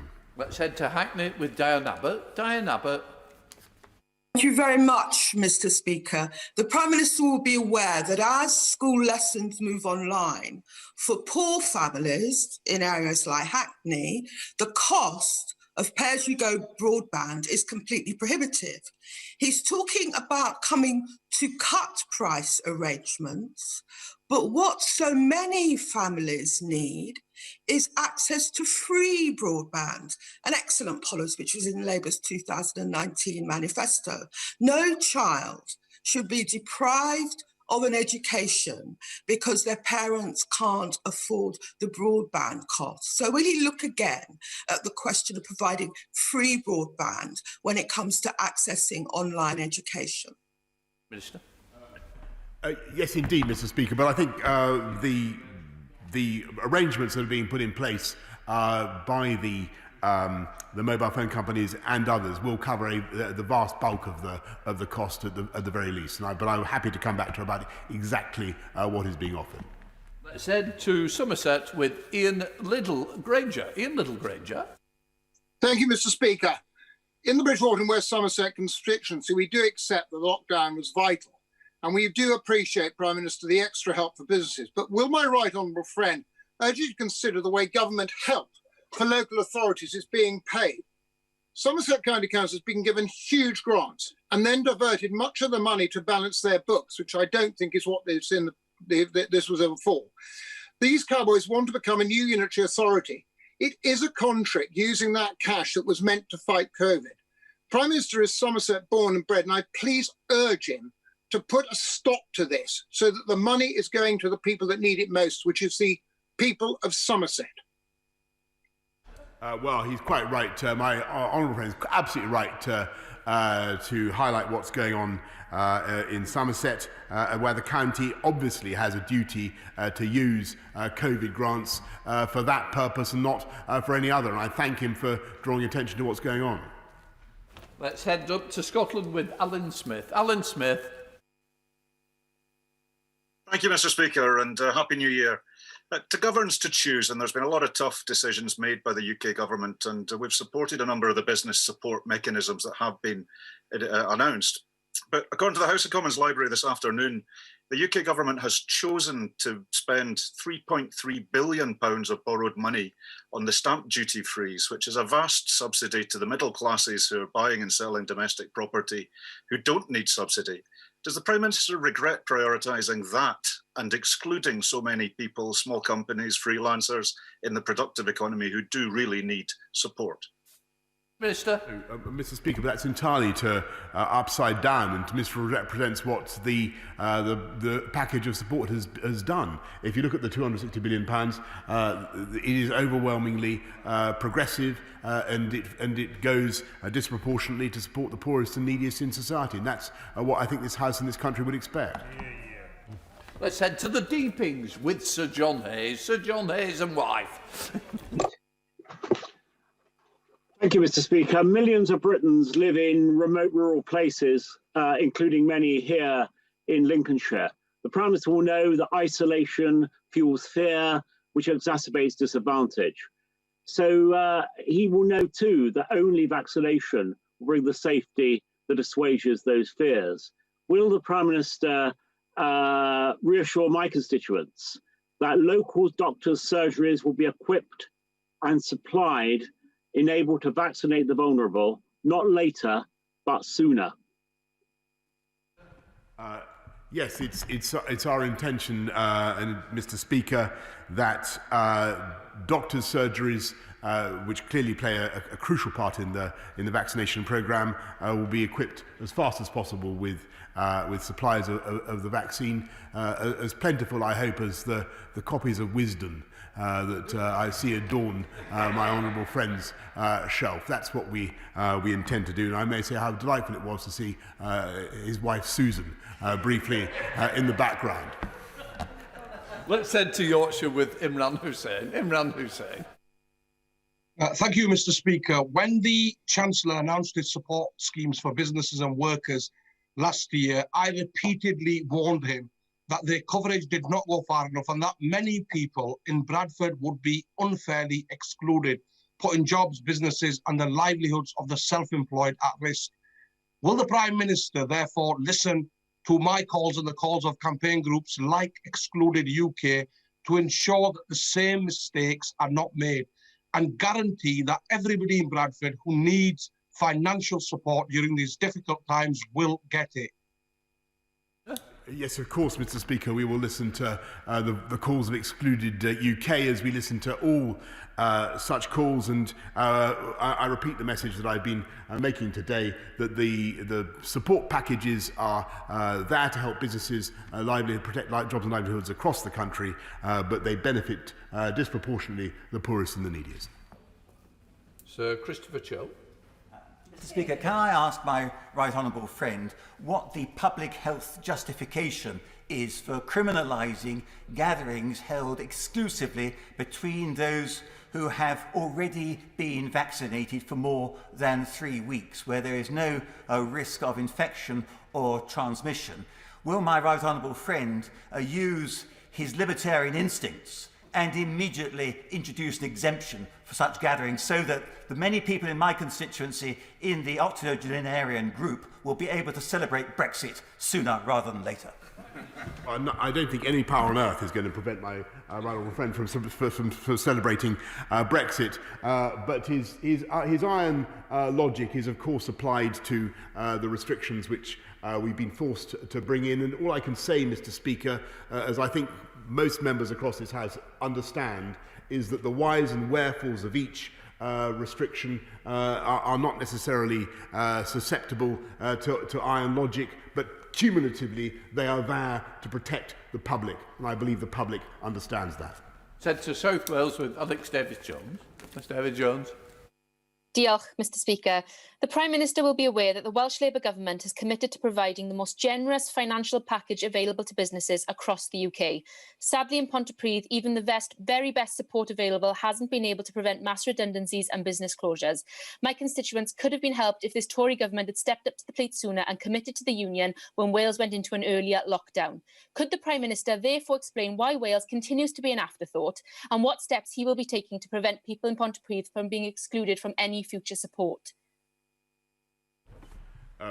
Well, Mr. Speaker, Wales is actually at the forefront of our thoughts and continues to be. We're anxious to continue to support the people of Wales in any way that we can. I think the salient point that I take from today is there's £1 billion that the Welsh Labour government has failed to spend in the way that they could, and I would urge them to get on and do that. But the UK government will continue to support Wales as we support the people of the whole United Kingdom. Let's head to Norfolk with Jerome Mayhew. Jerome Mayhew.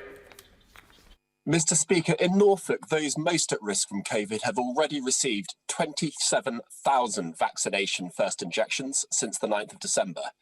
They're now available in our hospitals and 11 primary care networks, including the excellent Fakenham medical practice in my constituency of Broadland. From Monday, these sites will be joined by many others. We're ready to do whatever it takes to keep up with vaccine supply. So what are the chances of securing more than 2 million doses of vaccine per week? Mr. Speaker, I thank him for what he's doing to campaign for vaccines in Broadland and indeed to scale up at speed across the country. I've said what I've said about the pace of the rollout that I want to see. That's already, as I think the Health Secretary would confirm, extremely challenging for our GPs, for our hospitals. It's a big target. It's a big ask of the country. And as he will know, because he may have heard me say this several times already today, this government has been going faster than any other country in Europe, and we intend to remain out in front. 59 is withdrawn, so we're going to David Jones in Wales. David Jones. Thank you, Mr. Speaker. In March last year, the government and the devolved administrations very laudably adopted a united response to the pandemic with a clear, jointly agreed message that was easy to communicate. But since then, they have pursued different approaches with different terminology and different messaging, which can, and I believe does, lead to confusion. So could my right honourable friend please work with the leaders of the devolved administrations by following the example of the 4 chief medical officers who have worked closely together and returning to the consistency and clarity of messaging that prevailed last March?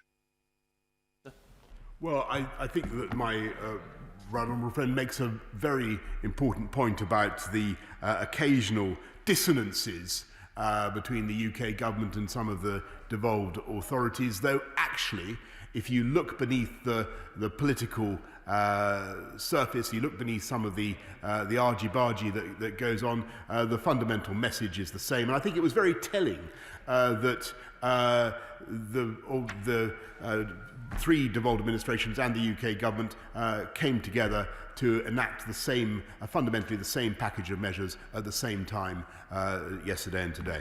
To Cambridge with Daniel Zeichner. Daniel Zeichner. Thank you, Mr. Speaker.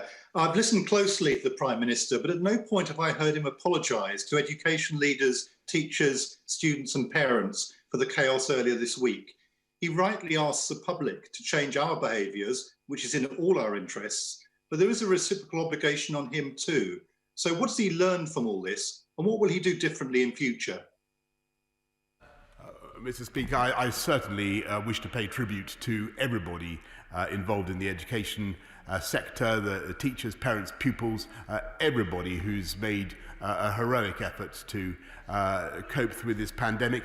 And I think perhaps what he and I would agree on, that it was important to do everything we could as a country and a government to keep kids in schools if we possibly could.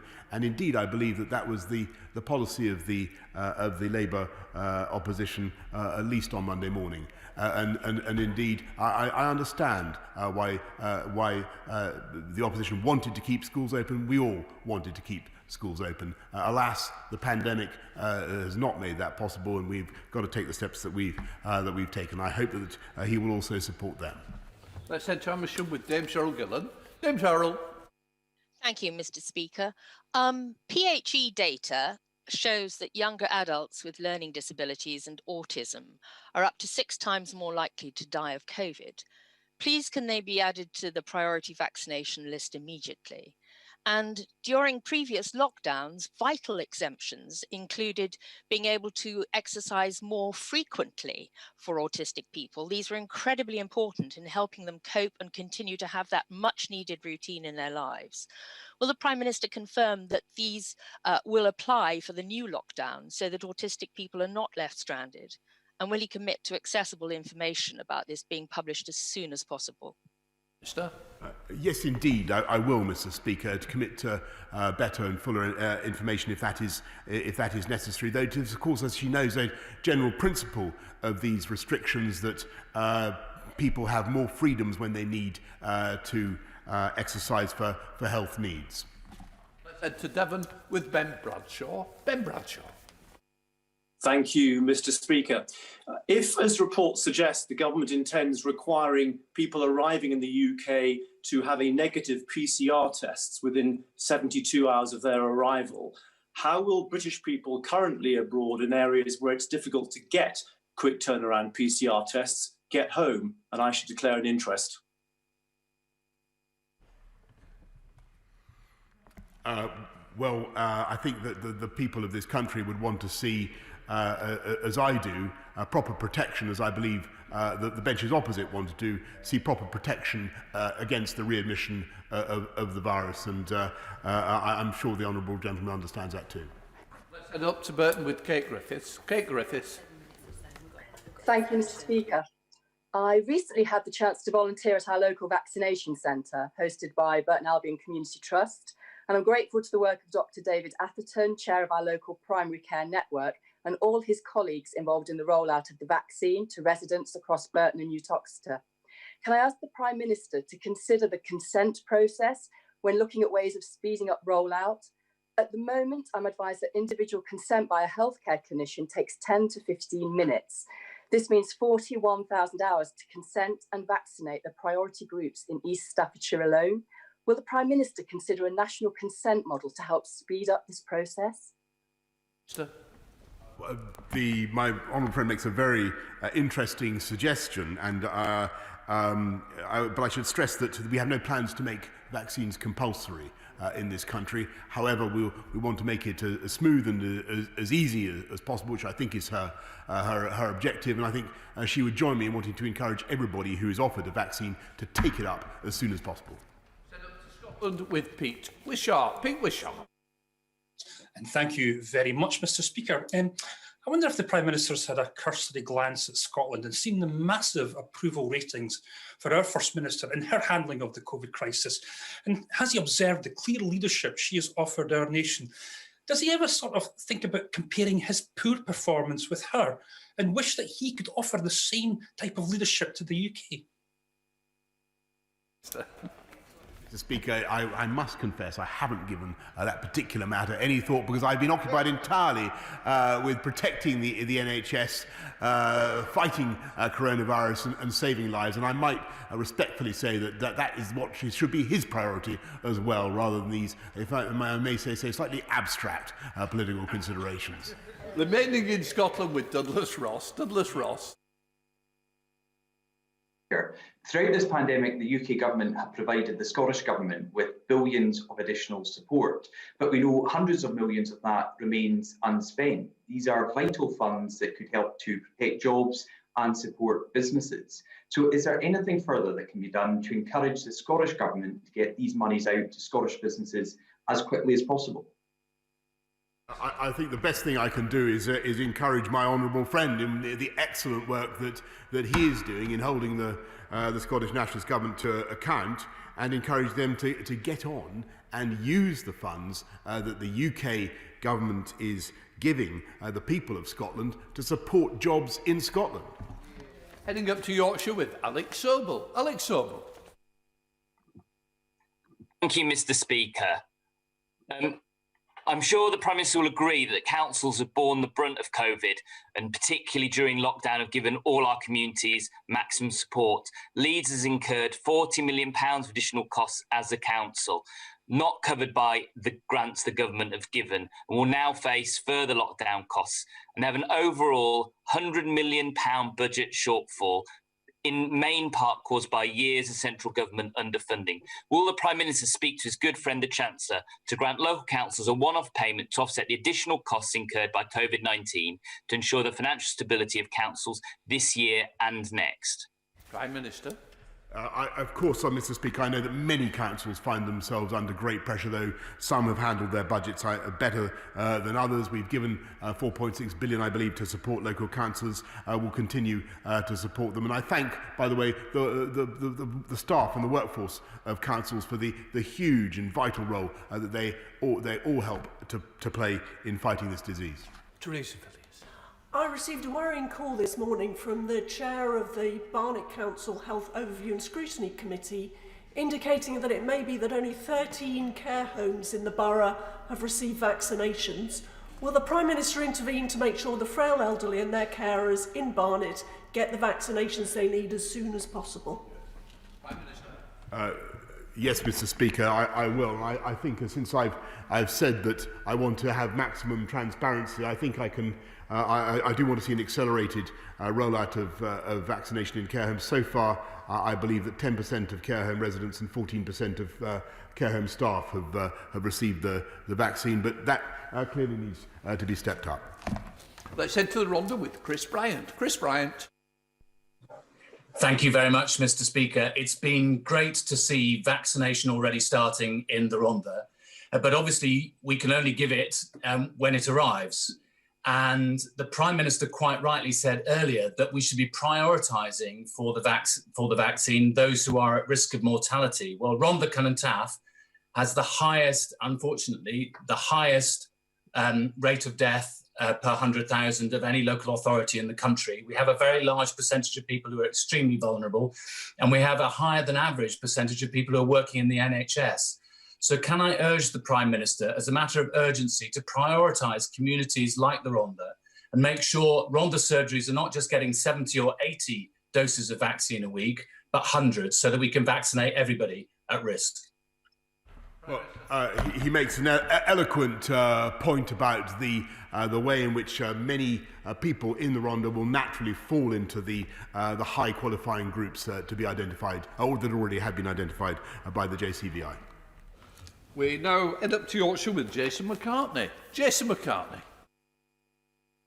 Mr. Speaker, I welcome the Chancellor's £4.6 billion in new lockdown grants, but can the Prime Minister please look again at more support for hospitality, pubs, breweries, the entertainment industry, tourism, weddings, the self-employed and those excluded so far, and specifically maybe look at delaying the tax return deadline to help freelancers and the self-employed, and also look at extending business rates holiday and the VAT reduction, and finally look at setting up a hospitality and tourism recovery fund.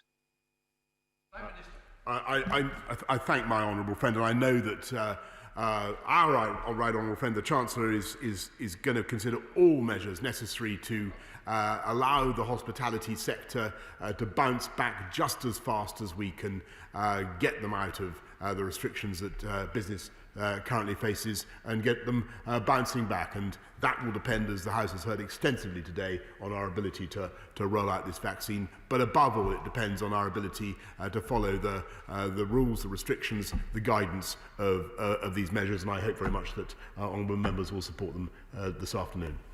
In order to allow the safe exit of vulnerable members participating in this business and the safe arrival of those participating in the next, I'm suspending the House for 3 minutes. Order.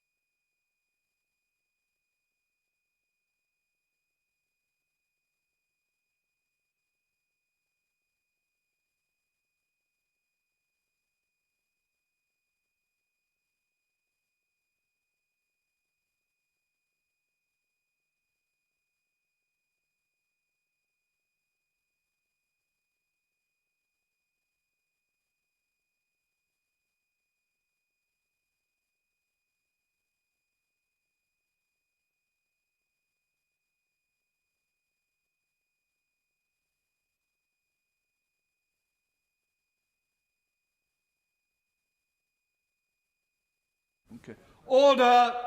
I call the Secretary, Gavin Williamson, to make a statement. With permission, Mr. Speaker, I'd like to make a statement regarding schools in national lockdown. The last thing any Education Secretary wants to do is announce that schools will close, and this is not a decision that the government ever wanted to take. I'd like to reassure everyone that our schools have not suddenly become unsafe, but limiting the number of people who attend them is essential when the COVID rates are climbing as they are now. We must curb the escalating cases of COVID throughout the country and prevent the National Health Service from being overwhelmed. That is why today I'm setting out the contingency plans I had prepared but that I had hoped never had to implement. I'd like to thank all of our teachers, all of our education staff and our social workers for all that they have been doing to keep children and young people safe and learning. During the lockdown, early years settings remain open nationally to all, providing vital early education and childcare. Schools will be open too for those vulnerable children and the children of critical workers. Those at university will predominantly study online, although there are a small number of exceptions, including those studying medicine, healthcare and education. Unwelcome though this latest lockdown is, and I'm very conscious of the real challenges that parents are facing with their children at home, we are far better placed to cope with it than we were last March. We are now better prepared to deliver online learning. This is an important step forward in supporting children to make the progress with their education that they so desperately need, and we'll also do what we can to help their parents. I'd also like to thank all of those parents and carers who are having to step up once more to take on the challenge of home learning. We have set out clear, legally binding requirements for schools to provide high-quality remote education. This is mandatory for all state-funded schools and will be enforced by Ofsted. We expect schools to provide between 3 and 5 hours teaching a day, depending on the child's age. If parents feel their child's school is not providing suitable remote education, they should first raise their concerns with the teacher or head teacher, and failing that, report the matter to Ofsted. Ofsted will inspect schools of any grade where it has serious concerns about the quality of remote education being provided. We have also significantly stepped up the digital support we are providing to schools and parents. The fantastic Oak National Academy continues to provide video lessons for all ages across all subjects, and yesterday the BBC announced it will be delivering the biggest push on education in its history, bringing 14 weeks of educational programmes and lessons to every household in the country. Our delivery of laptops and tablets continues apace. We've purchased more than 1 million laptops and tablets and have already delivered over 560,000 of those to schools and local authorities, with an extra 100,000 being distributed this week alone. By the end of next week, we'll have delivered 750,000 devices. We're also working with all of the United Kingdom's leading mobile network operators to provide free data for key educational sites. We're very grateful to EE3, Tesco Mobile, Smarty, Sky Mobile, Virgin Mobile, O2 and Vodafone for supporting this offer. We've also been delivering 4G routers to families who need to access the internet. Another area where we have learnt lessons is on exams. Last year, all 4 nations of the United Kingdom found their arrangements for awarding grades did not deliver what they needed, with the impact felt painfully by students and their parents. Although exams are the fairest way we have of assessing what a student knows, the impact of this pandemic now means that it is not possible to have these exams this year. I can confirm that GCSEs, A-levels and AS level exams will not go ahead this summer. This year we're going to put our trust in teachers rather than algorithms. My son would be really pleased. The department and Ofqual had already worked up a range of contingency options. While the details will need to be fine-tuned in consultation with Ofqual, the exam boards and teaching representative organisations, I can confirm now that I wish to use a form of teacher-assessed grades with training and support provided to ensure these are awarded fairly and consistently across the country. I know students and staff have worked hard to prepare for the January exams and assessments of vocational and technical qualifications, and we want to allow schools and colleges to continue with these assessments where they judge it is right to do so. No college should feel pressured to offer these, and we will ensure all students are able to progress fairly, just as we will with VTQs in the summer. I know there is understandably concern about free school meals.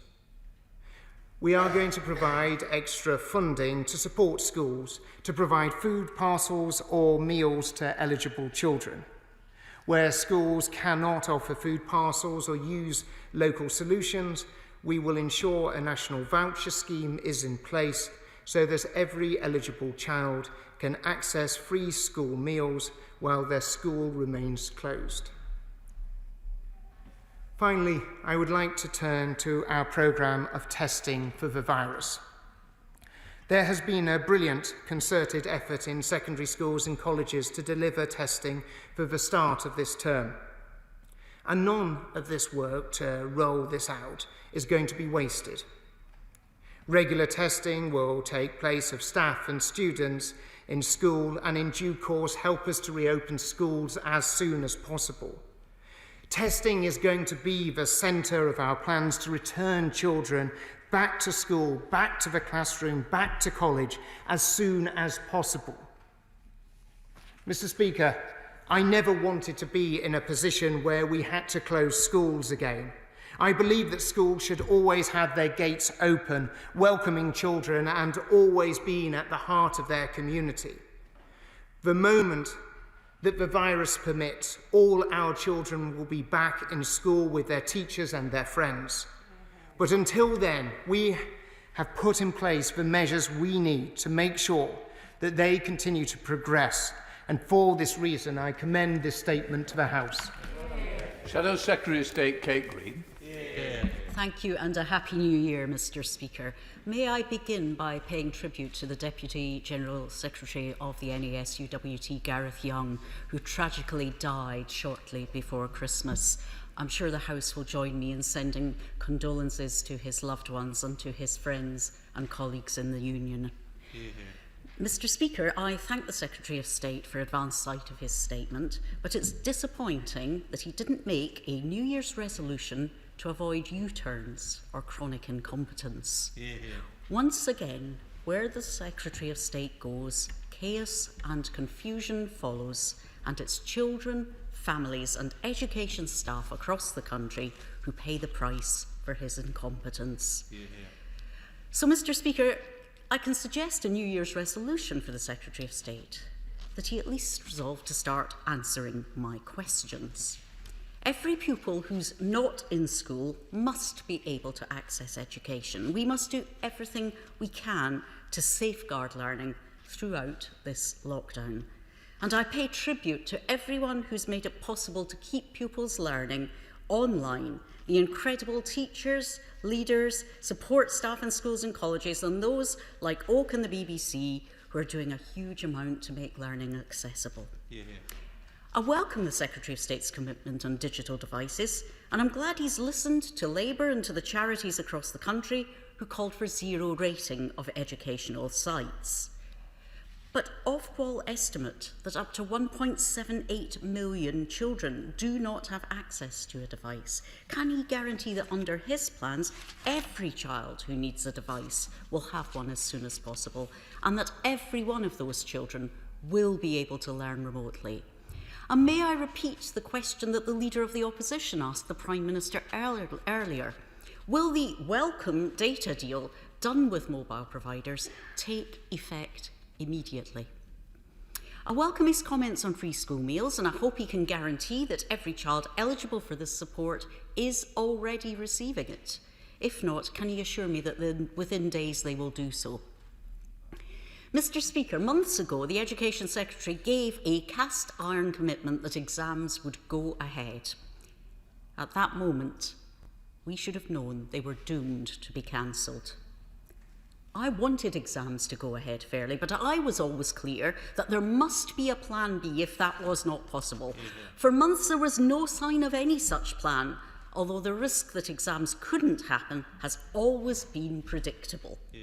The Secretary of State says he will be providing support to teachers to award grades. Can you tell me when they'll receive the support, what form it will take, and confirm that it will be available in all schools?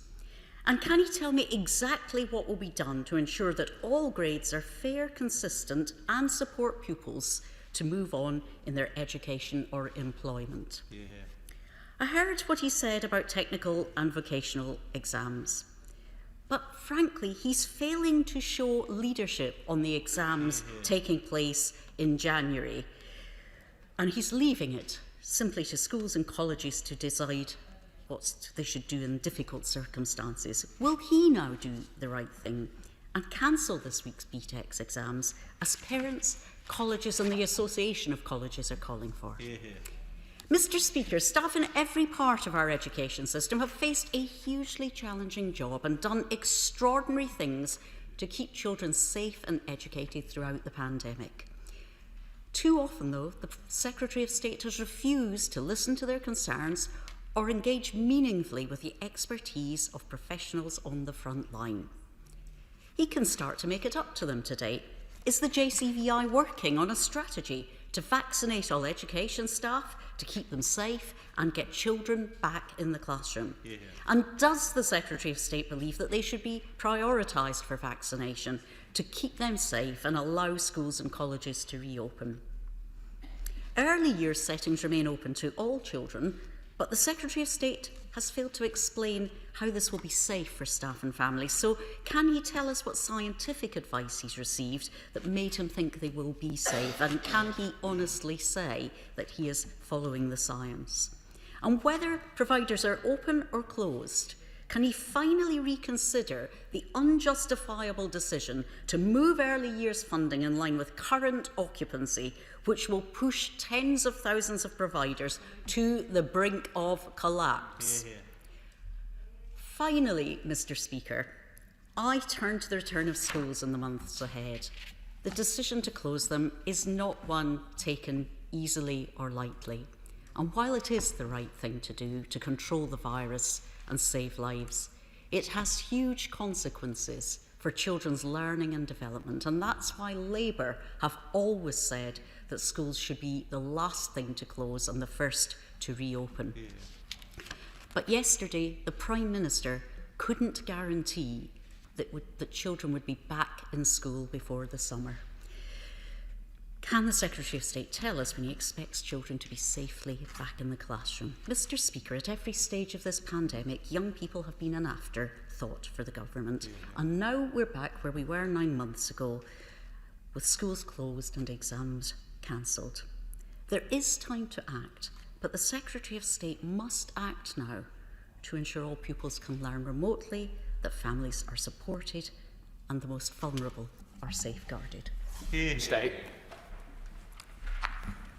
Well, thank you, Mr. Speaker, and I'd very much like to join with the Honourable Lady in paying tribute to Gareth. I had the great privilege of working with Gareth as his time as Deputy General Secretary of NASUWT, as well as his colleagues there, and very much our thoughts and prayers are with his family and also his friends and colleagues.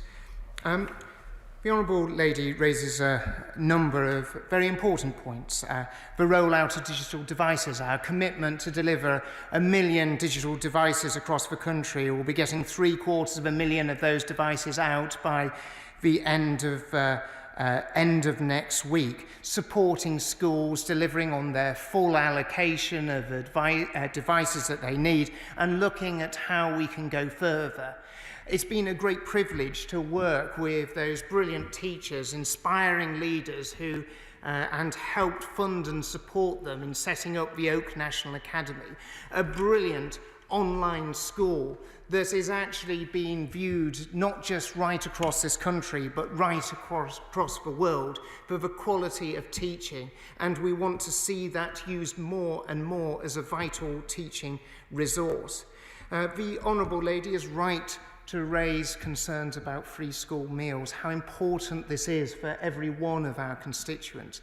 And that is why we're putting the funding and support in place, because there's many parts of the country where it will be best for those schools and they want to deliver those free school meals themselves. In other parts of the country, they won't be able to do that and will want to do it as part of a national voucher scheme.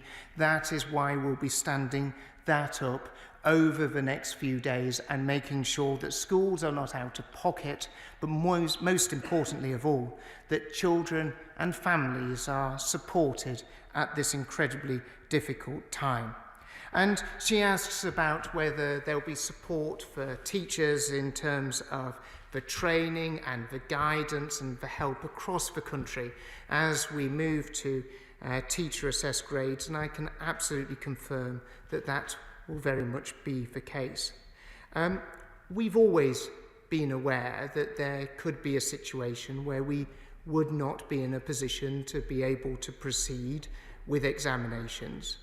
But we've always had a clear view that the best way of assessing children is through examination. So I will not apologise for being enthusiastic to ensure that we have been able to be in a position to roll out exams. But we do recognise where we are as a result of this pandemic, we have to take a different course. And that is why we're taking the route that we are. And the Honourable Lady raises about technical and vocational qualifications. And as the Honourable Lady will know, it's very important that we give colleges, schools and providers, all providers, including independent providers, training providers, the flexibility. Because there's a lot of young people who will actually need to complete some of their professional competency qualifications in order to take up work and job opportunities, whether that is those who are doing electricians courses or gas courses, where they actually do have to do practical assessment in order for them to be able to get the qualifications to take the work and the jobs and the opportunities that we want to ensure that the door is kept open for them. So that is why we've taken the decision to give providers the discretion, because they will be the ones who best and most accurately understand the needs of their students and those who need those qualifications, possibly to be able to progress into a job that they wouldn't able to do if they didn't have that option. The issue of vaccination. The government has already set out the important need to vaccinate those who are most likely to be hospitalised, most likely to, if they catch this disease, to be the ones who will be not just hospitalised but most at risk of death. But like her, like everyone in the education community, I very much want to see all those who tirelessly every single day through the week and every week keeping schools open for those children of critical workers and vulnerable children, for making sure that when we people are getting vaccinated when schools are fully reopened again. But coupled with this is a really important step forward in terms of the mass testing programme that we've already started rolling out in schools.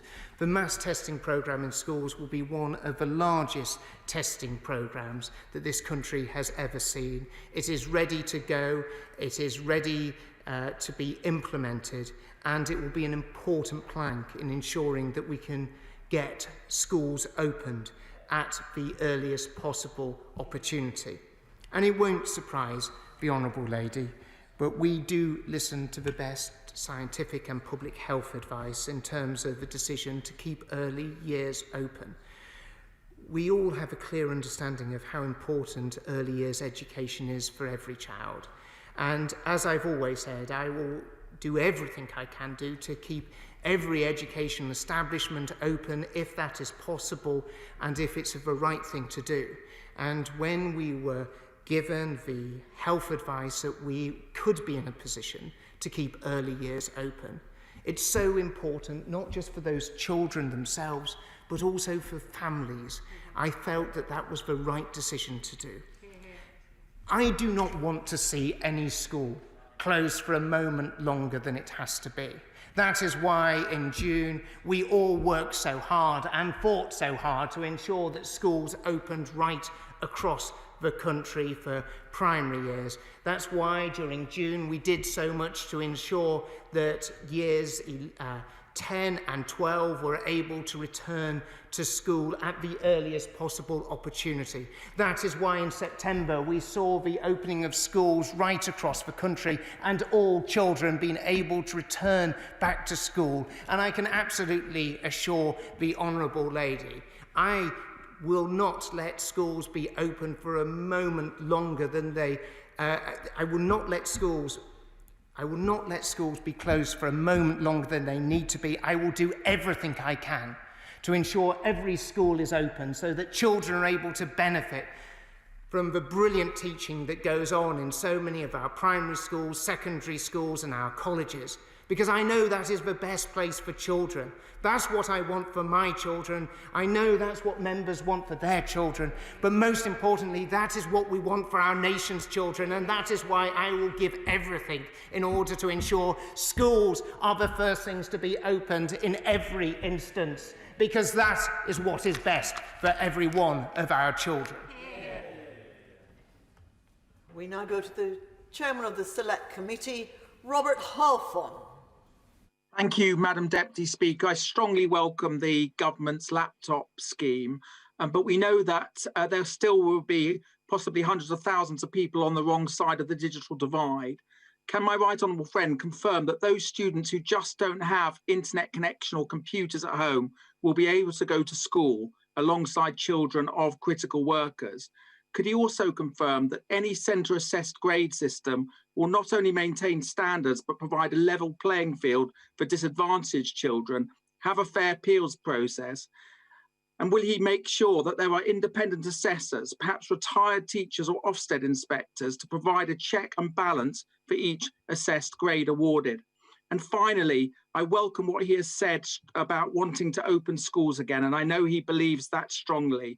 Will he do everything possible to ensure that teachers and support staff are given priority for vaccinations alongside NHS workers so we can get our schools open again sooner rather than later?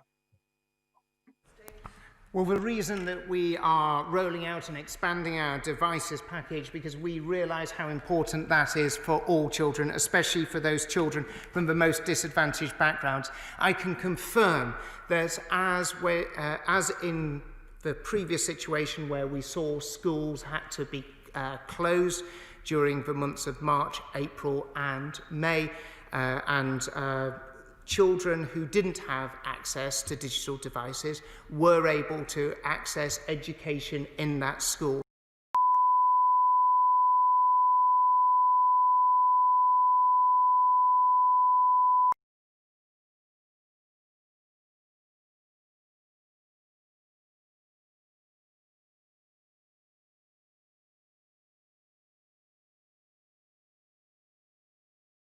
Their background, community which they have grown up in and where they're learning in.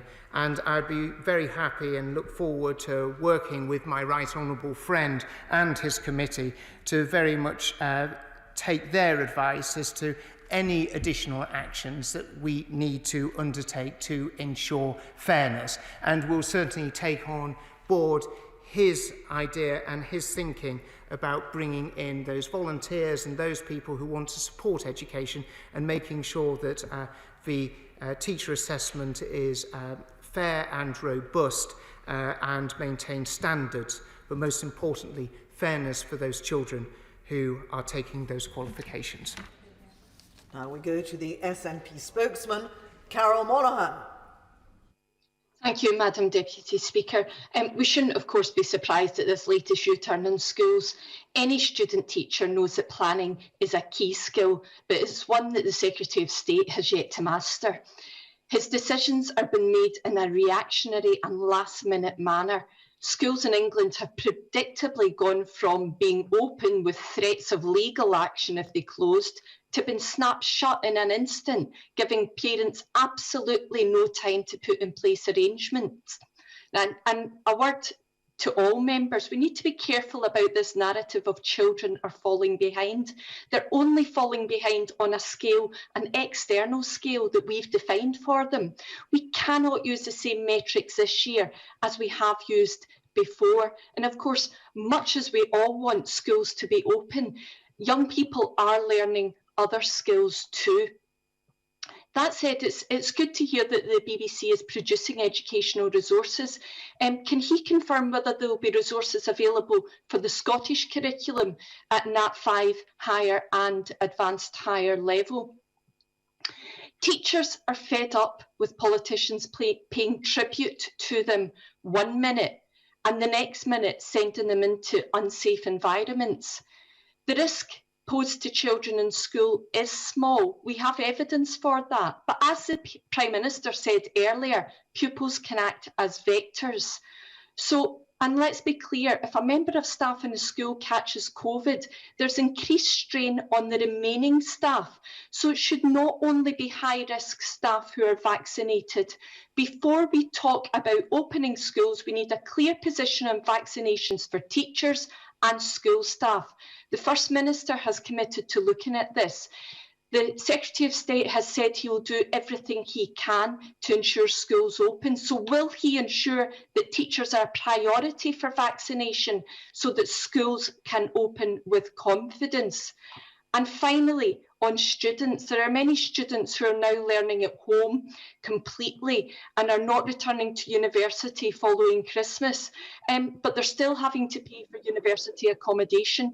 What support will the Secretary of State look at giving to these young people who are having to pay out in this manner?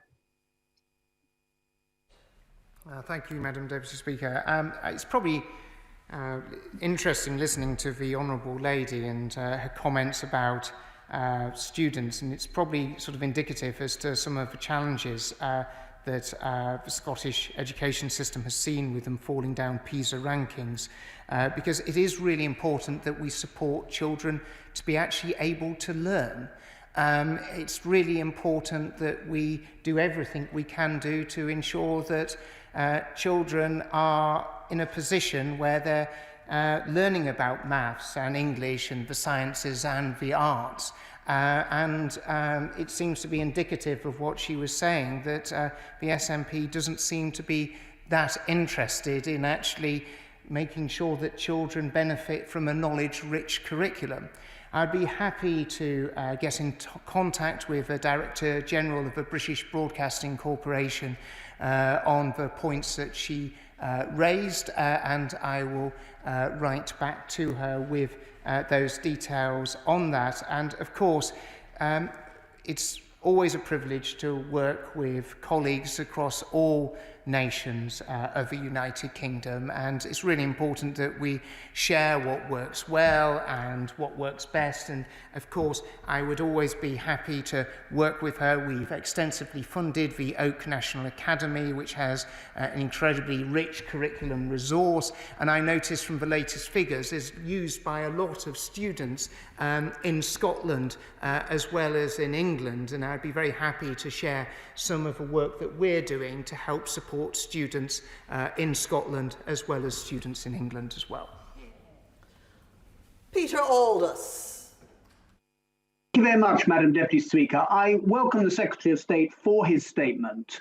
The economic recovery will be skills-based, and the government have quite rightly placed much emphasis on the importance of BTECs.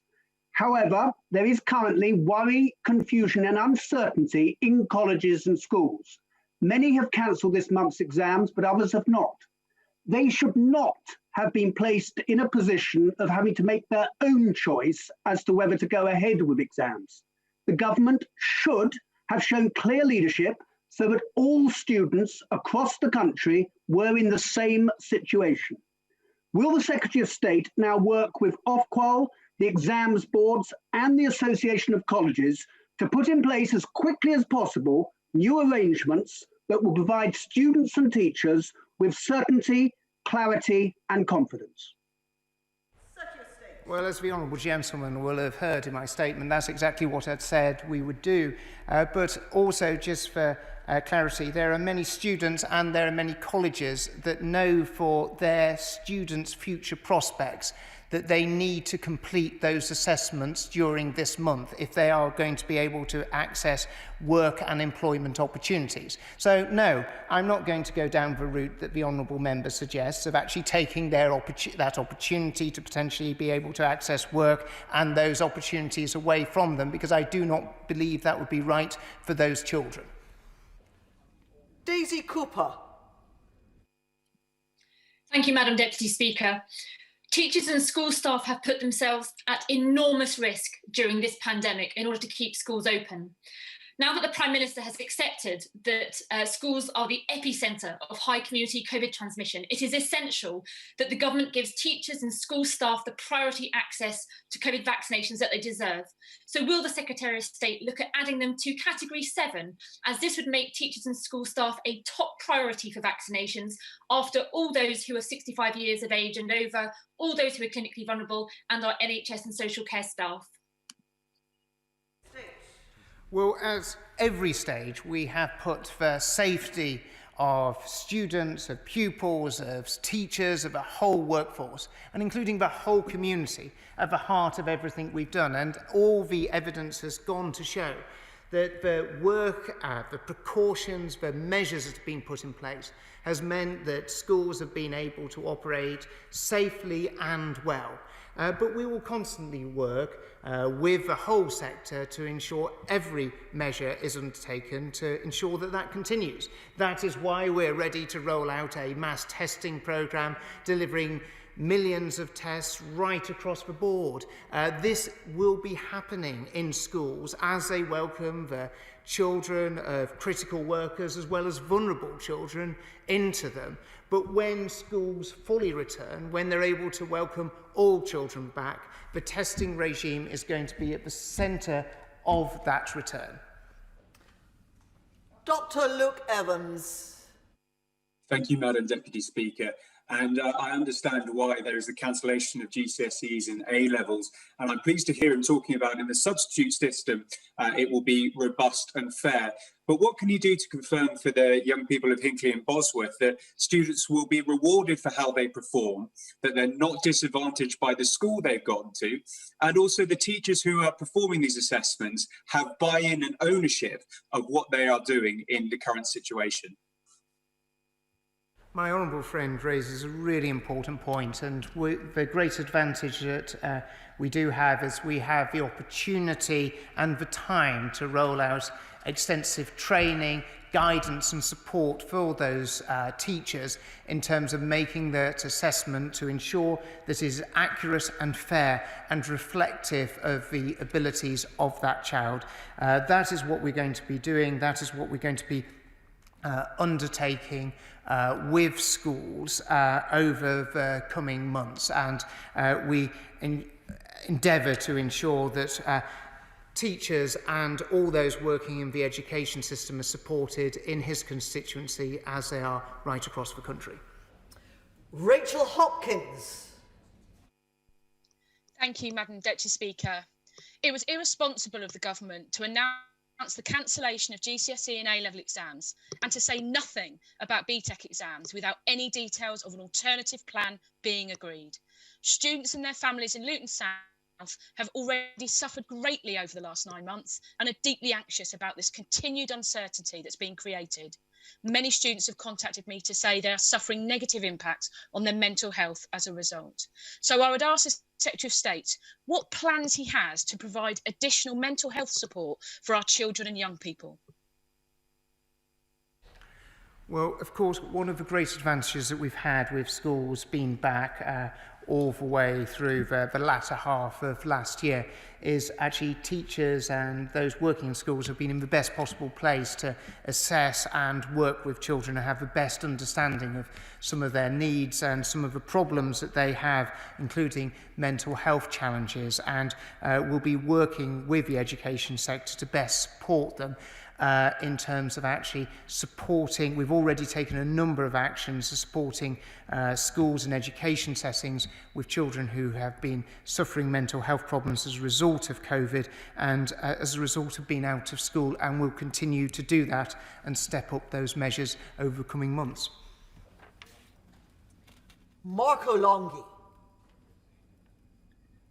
Thank you, Madam Deputy Speaker, and can I thank the Secretary of State not just for the statement he has made, but also for the huge effort he must be putting in trying to balance conflicting priorities.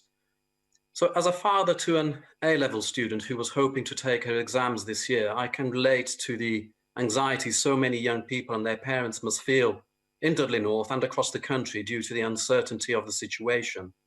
Can my right honourable friend assure me that he will make every effort to remove this uncertainty by bringing clarity at the earliest opportunity so students can better focus on their studies and teaching staff on the best approach to support them? As my own daughter, who is was due to be taking her own GCSE exams later on this year, I can absolutely assure my honourable friend that I very much hope the statement today has given a clear sense of certainty and direction of where we're going. We will also be following this up with further detailed consultation by Ofqual that will be launched next week. It will be a 2-week consultation period that Ofqual will be leading, and it's very important that we do get feedback from the sector in order to be able to ensure that the details of this policy are properly understood and work best, not just for schools and colleges, but most importantly for those who are receiving the grades. Mike Amesbury. Thank you, Madam Deputy Speaker. Given that the company Computer Centre awarded the £96 million contract with no deliver all the laptop kits to vulnerable children in the first lockdown, why is the Secretary of State sticking with Tory party donors from this company this time? Well, I'd like to take the opportunity to pay tribute to Computer Centre, who've done an amazing job of distributing hundreds of thousands of devices right across the country. The Honourable Gentleman is right to say that we did a direct award on the first contract, as Computer Centre were one of the few businesses that were in a position to be able to assist us at that time, but since then tenders have gone out and Computer Centre have won those tenders through fair competition. Kevin Hollenrig. Thank you, Madam Deputy Speaker. Some North Yorkshire schools are operating a full formal timetable with checks and balances, including roll calls and marking, but some schools are not. Does my right honourable friend agree that all schools should use this kind of best practice to make sure students work as hard and as effectively remotely as they do when they physically attend school? Well, as a former North Yorkshire County Councillor and having been on the Education Committee of North Yorkshire County Council. I absolutely do agree with my honourable friend. It's absolutely vital that we keep as much formal education in place as possible. Schools have moved forward in absolute leaps and bounds in the offer that they are able to put there. But we do recognise there has been variability, and that is why we've taken the actions that we have, including the actions that we will take with Ofsted to ensure that there is good, high-quality remote education delivered in all of our schools right across the country. Paula Barker. Thank you, Madam Deputy Speaker, and I'd like to place on record my thanks to the National Education Union and Unison for the work they've been doing to keep school staff and pupils safe. In my constituency of Liverpool Wavertree, I've been inundated with enquiries from worried parents and nursery staff about nurseries remaining open and the risk that poses, particularly when elderly grandparents are often used to pick up children as part of support bubbles. And I'm afraid the narrative from the Secretary of State that this group are least at risk is not enough and doesn't instill confidence. So will the Secretary of State fully explain to my constituents why nurseries and early years settings are not closing, with the exception of providing services to key worker children? Well, early evidence from SAGE has showed that early years provision had a smaller relative impact on transmission rates than primary schools, which in turn had a smaller relative impact than secondary schools. So that is why the decision was taken. And the Honourable lady mentions the National Education Union, and I'd like to thank both National Education Union and Unison for recognising the fact that the action that they took and the advice that they gave their members on Sunday was incorrect, and that they have withdrawn that advice. It was the wrong advice, and I'm glad that they have reflected upon it and recognised it was the wrong advice. Tim Lawson. Thank you, Madam Deputy Speaker. Ministers will know how bitterly disappointed I was when schools were so abruptly closed because of the impact on mental health, the attainment gap and safeguarding. So to give certainty and to enable schools to plan ahead, will the Secretary of State make the February half-term the default target date for return, barring any new crisis? And for those schools remaining open for key workers and vulnerable children, can we make sure that this time they are not turning away children on EHC plans, in particular on the basis that schools couldn't safely look after them, as I'm already hearing complaints from parents that their children who are entitled to attend are being placed on waiting lists? My honourable friend is absolutely right to point out that children on an EHC plan are entitled and should be allowed into school and receive that care and support that school provides those incredibly important children. So absolutely, categorically make that totally clear to all schools and to all colleges as well. I would like to see schools open tomorrow, as my right honourable friend would know. I never want to see schools in a position where they're not able to welcome children, but we have had to take this incredibly difficult decision. I want to see all schools opening on the 22nd of February, but we obviously do have to take into account the scientific and health advice. But certainly, from a department's point of view and from a schooling point of view, every one of us is working towards welcoming all children back on the 22nd of February, but we obviously continue to have to listen to the advice of both the scientific and public health community as to how we continue to beat this virus. Sarah Olney. Thank you, Madam Deputy Speaker. The Secretary of State has made a timely decision to scrap GCSEs, AS levels and A levels, and I very much hope that we can avoid the heartache that some of my constituents suffered last year when their algorithm-adjusted grades caused them to miss out on university places that they had worked so hard for. This year, since exams are not being sat or needing to be marked, there is no need to delay announcement of grades until August. An earlier announcement will help students and parents to plan their next steps, universities to manage a fair admissions process, and will also leave time for appeals and resits. So will the Secretary of State, in his discussions with Ofqual, consider bringing forward the date at which assessment grades are released? I think the Honourable Lady raises an important point, and it's something that I've already raised in discussions with Ofqual.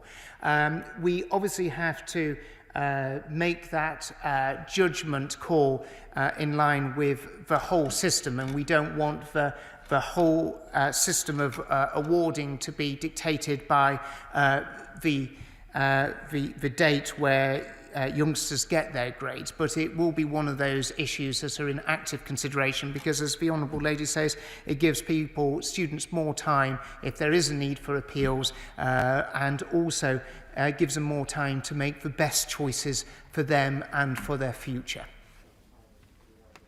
Andrew Rossendale. Madam Deputy Speaker, the Secretary of State should know the incredible dedication and self-sacrifice shown by teachers and staff throughout Romford and Havering since the start of this pandemic. Their determination to reorganise the schools to keep everyone safe and continue to provide the highest standard of education must be commended. But with schools now closing as part of the lockdown, they will have to do everything they can to move classes for the majority of students online to minimise the impact on their education. However, as in-person teaching will still be going ahead for vulnerable children and the children of critical workers, would my right honourable friend please clarify whether only one parent or both need to be critical workers in order for their children to continue to attend school in person? Well, I'd very much like to join my honourable friend in paying tribute to not just the teachers in Romford, but all those support staff who open up the schools, welcome the children, as such an important part of the fabric of that school community. So very much like to join him in that. And in answer directly to his question, it is one parent who is, if they're a critical worker, it's deemed that they would have access to that school place for their child. Lillian Greenwood. Thank you, Madam Deputy Speaker. Many of my university student constituents have contacted me because they're desperately worried about the impact COVID restrictions are having on their learning, on their research, their educational success, their future careers, their finances, and their mental health and well-being. Does the Secretary of State believe it's fair for them to continue to be paying full fees and full rent when they aren't receiving the university experience they expected? And what will he do to support those students, especially those facing financial hardship? The Honourable Lady will probably be aware that just before Christmas, the government announced additional support for students at universities in terms of an extra package to help those youngsters that are most vulnerable, and we'll continue to work with the sector to look at how best we can support students and the sector as a whole. Jonathan Gullis. Thank you, Madam Deputy Speaker. I can't hide my disappointment and sadness to see school gates closed to so many students from across Stoke-on-Trent North, Kidsgrove and Tork. Remote learning has many challenges, from unsuitable learning environments to no online connectivity and not having the necessary digital devices. So will my right honourable friend continue discussions with me and the Minister for School Standards in order to get textbooks distributed to pupils from disadvantaged backgrounds so they don't fall victim to the digital divide whilst learning remotely? Well, I've asked officials to organise a meeting between my honourable friend, the Minister for School Standards, and myself for next week in order to be able to discuss this. We all recognise what an important role textbooks play in terms of helping and supporting learning, and actually some of the brilliant work and investment that has been made in terms of producing exceptionally high quality material in textbooks. And I look forward to meeting him next week to discuss ideas about how we can get this distributed, especially into some of the communities that are most disadvantaged across our country. Paul Blomfield. Thank you, Madam Deputy Speaker. And can I say that I welcome the Secretary of State's U-turn on GCSEs and A-levels, late though it was, adding to the pressure on schools and teachers. I'm sorry, though, that his approach on BTECs appears to be an afterthought and an abdication of responsibility. But can I ask him about primary assessments? Because does he accept that proceeding with SATs this year would place an unnecessary and pointless burden on schools? And will he take action to cancel this year's tests and to do so in good time? I always enjoyed working with the honourable member in terms of our work that we did with Motor Neuron Diseases Association over a number of years, and I always learned that he often speaks a lot of good sense, just sadly in the wrong party. Madam Deputy Speaker, can absolutely confirm that that we won't be proceeding with SATs this year. We do recognise that this will be an additional burden on schools, and it's very important that we're very much focused on welcoming students back into the classroom at the very earliest opportunity. Greg Smith. Madam Deputy Speaker, I very much commend my right honourable friend for the work being done to roll out online learning, but for a significant proportion of my constituents, there's a small practical problem that up to 13% of households either have very slow or no access to broadband at all, and mobile data is also non-existent in many villages. So what practical support can my right honourable friend offer for those pupils living in such households, competing against other members of the household trying to work or learn with no or little broadband? This is an incredibly challenging problem for many people living in rural communities, and I'd be very happy to meet with my honourable friend to discuss as to what further measures that we could take.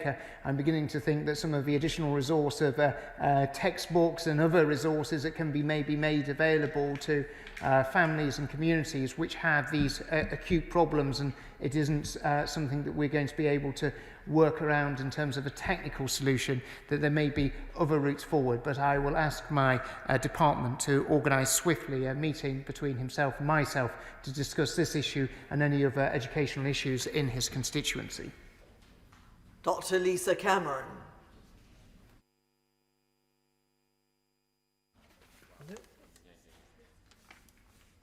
If we have a problem there, we'll go back to Lisa Cameron and meanwhile go to Claudia Webb.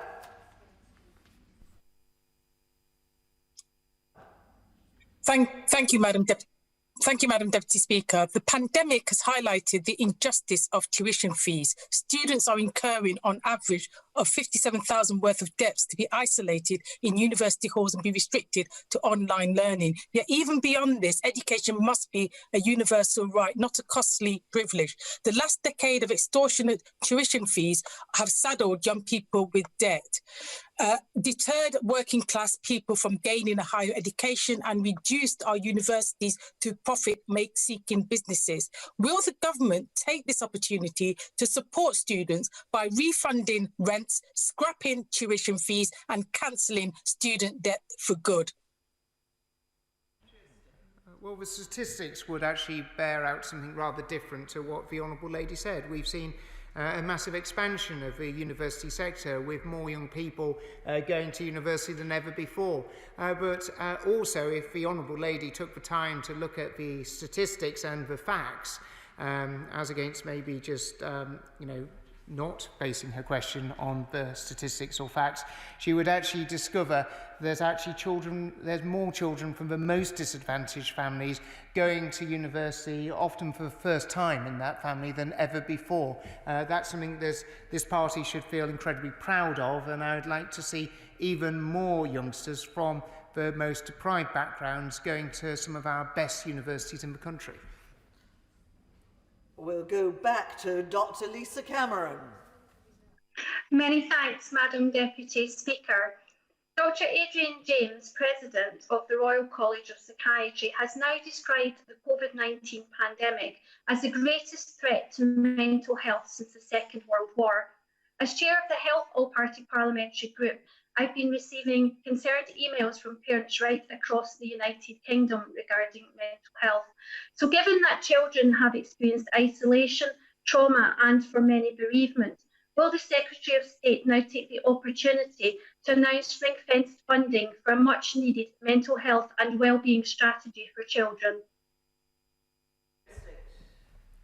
Well, I'd like to thank the Honourable Lady for raising such an incredibly important point, and it would be a great opportunity to meet up with herself and other members of the all-party parliamentary group to maybe actually discuss some of these wider issues that we don't just face in schools in England, but of course face schools across the whole of the United Kingdom. And there's been various different initiatives, some UK-wide for the higher education sector that universities have done so much on, but also initiatives in England, Scotland, Wales and Northern Ireland. And it'd be really good to have a four nations approach about how we support young people with the real challenges of mental health. And I look forward to having that discussion with her, because I know that she feels passionately about this issue, as so many members of this House do. And it's very much a cross-party issue. And I very much hope that we can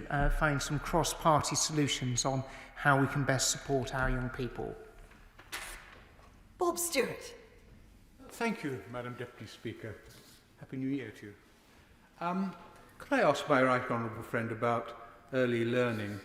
The honourable lady for Liverpool Wavertree has already raised the point, but I would rather like my right honourable friend to explain why in Bromley early learning centres, semi-schools really, are still open.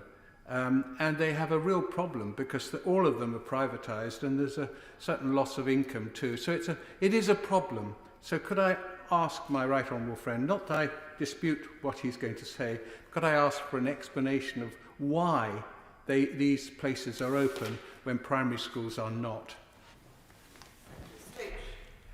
Well, at every stage, I'd like to assure my honourable friend that at every stage we'll go above and beyond to keep education settings open. The Prime Minister has, Madam Deputy Speaker, many times outlined the government's commitment and priority of education. So if we're able to keep a sector of the education system open, because we know such enormous benefits are accrued, not just to the children that are in, whether it's a nursery, early years setting, or whether it's in the classroom in a primary school or secondary school, are so incredibly great.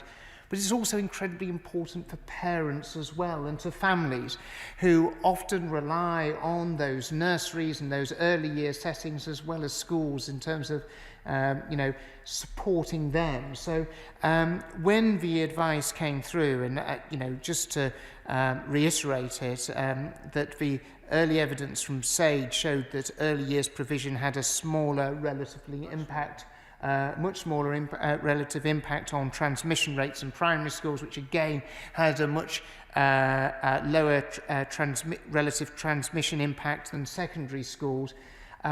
We felt that it was the right thing to do, because it isn't, yes, it's about supporting the children, but it's also about supporting the families as well. Alison McGovern. Thank you, Madam Deputy Speaker. We all want children back in school as soon as possible, so why don't we work together to try and make that happen? With that in mind, could the Secretary of State tell me when he last met teachers' unions and what practical steps he agreed with them that the department would take, for example, acquiring more space for schools so that children and teachers can spread out? What steps did he agree to make schools even safer so that we can get children back in school as quickly as possible? I think the Honourable Lady is absolutely right. I think where there is a shared commitment to see schools open, it's really important to work together. And I regularly meet, lots of organisations, including trade unions, on a very regular basis. I'm afraid nowadays we don't get to meet physically, and of course it is all online. But we have regular meetings, and I only just in the last week have had the opportunity to speak with a number of union leaders. Gagan Mohindra. Thank you, Madam Deputy Speaker. Happy New Year to you and everyone else at the House.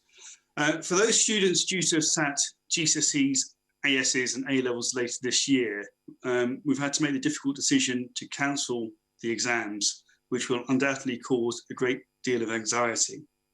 Can my right honourable friend assure me and the House that his department will make every effort to provide them with the vital clarity they will need in the weeks ahead? Well, I know that my honourable friend has been sort of a great champion in terms of defending his schools and actually doing everything he can do to ensure that parents in his constituency benefit from being able to have access to their schools. But he raises an important point about the clarity. I hope that what we have set out today brings a lot of clarity. For further detailed consultation that Ofqual will be rolling out the early part of next week will be the next stage in terms of consulting schools as to these next steps. And we recognise that when that is fully completed, it's really important that we're supporting schools, the teaching profession, and of course colleges and lecturers in terms of those next steps in the awarding of grades in summer for A-levels and GCSEs and other vocational and technical qualifications as well. Rebecca Long-Bailey. Thank you, Madam Deputy Speaker. Despite serious safety concerns, we're told that BTECs were still going ahead yesterday, only to be told late last night that it was simply up to schools and colleges to decide if it was safe or not.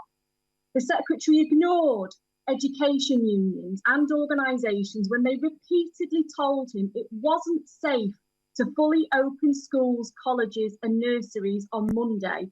And nurseries are still open in full today, despite widespread anger and disbelief from the sector, nor any robust scientific evidence from the Secretary today that nurseries will not act as a vector for transmission of the virus. Safety is the Secretary's responsibility. Up to 1 in 50 now have the virus and the number continues to climb. So will he actually listen now to education unions and organisations, cancel BTEC exams, urgently take the same safety approach on nurseries that he has with schools and provide upgraded risk assessment guidance and vaccine access to all settings currently open to vulnerable and key worker children? Well, Madam Deputy Speaker, can I just say what a delight it is to have the Honourable Member for Stretford and Urmston as Shadow Secretary of State, because at least she seems to be enthusiastic about actually having children in schools, colleges and other settings, unlike the previous Shadow Secretary of State. At every stage, and I think the Honourable Lady understands this, is that we have put the safety and the security of children and the workforce at the very heart of what we do.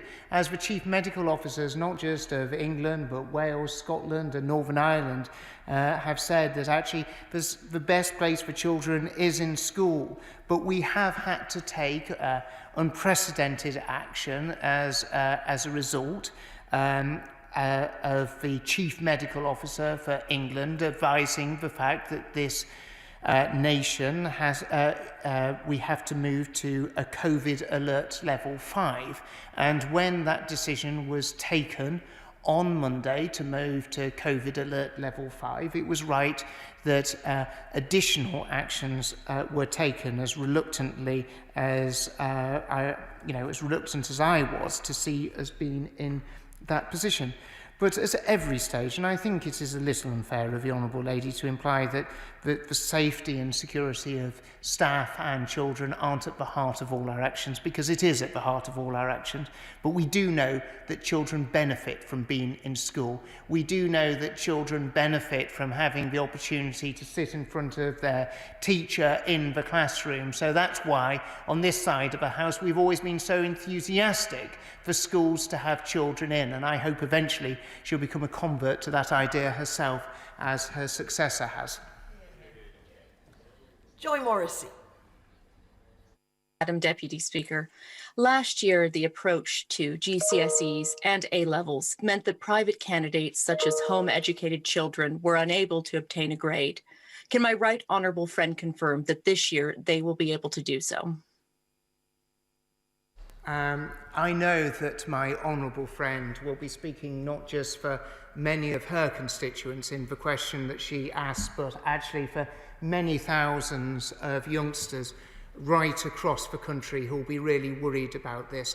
I have asked Ofqual to take up this issue, to look at it directly and to make sure that there are measures in place so that those students are going to be in a position where they're able to be in a place where they're able to get a grade. I've asked Ofqual to include it as part of their consultation, which they'll be doing next week, and we've already discussed as to how this can be done and believe that it will be possible to do so.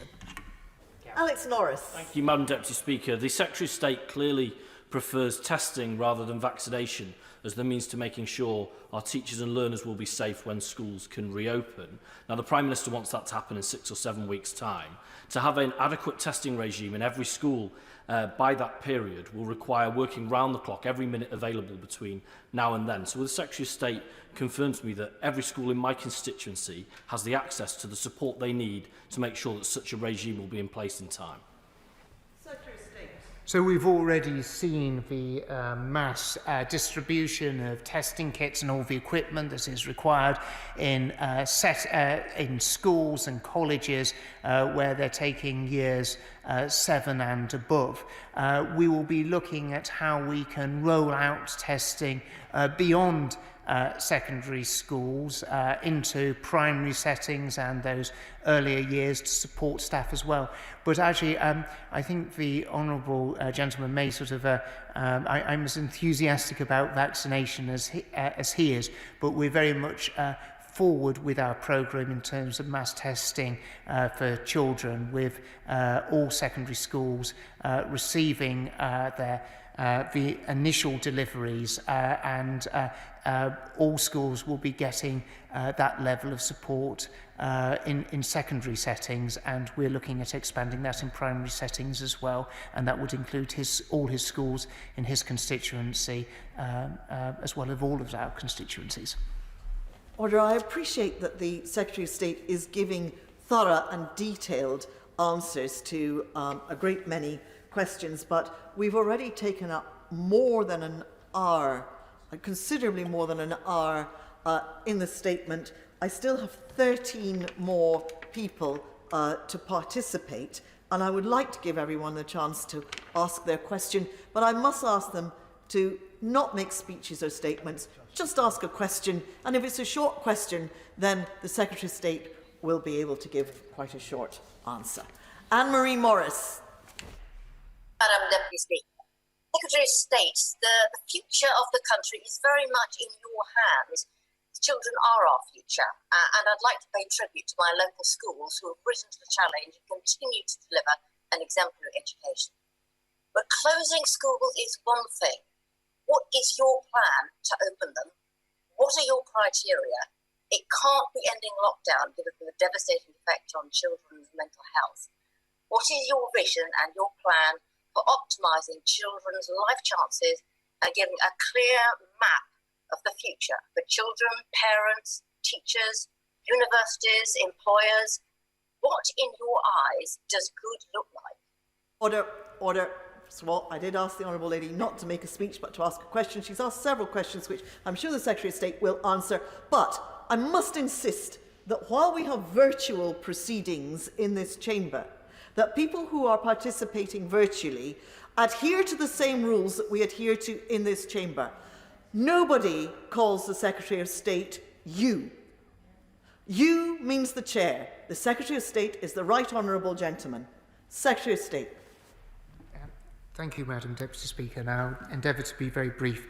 My honourable friend is right to pay tribute to all those who work in schools and colleges and nurseries in Newton Abbot, and I'd like to add my thanks to the work that they do. We've been clear that the testing regime is a key element of opening schools back once more. We do rely on the pressure that currently the NHS is feeling to start to be lifted. That is one of the key reasons as to why we had to take the difficult and unpalatable decision to close schools. Janet Davey. Thank you, Madam Deputy Speaker. I've been contacted by a distraught young lady from my constituency. She works full-time. She's a private candidate studying for her A-levels. With exams now cancelled, students in standard schooling will have predicted grade assessments from their teachers, but self-taught students will have no such thing. Last year, thousands of private A-level candidates went without any grade when their exams were cancelled. Will the Secretary of State work with Exam Board to make provision for self-taught students to do what is necessary to make sure students like my constituents are not overlooked and to ensure that their money, time and studying really does pay off? I certainly will do that. We've already had those discussions with Ofqual and will in turn with Exam Boards, and I'd like to refer the Honourable Lady to the comments I made to the Honourable Member for Beaconsfield. Simon Fell. Thank you, Madam Deputy Speaker. As someone who was campaigning to keep schools open until a few days ago, I recognise how difficult these decisions have been for my right honourable friend. But if I could press him on 2 points. First, I know my right honourable friend's made his views on vaccination in schools clear, but could I implore him to look again at vaccination for SEN schools, where the line between teaching and caring is very blurred indeed?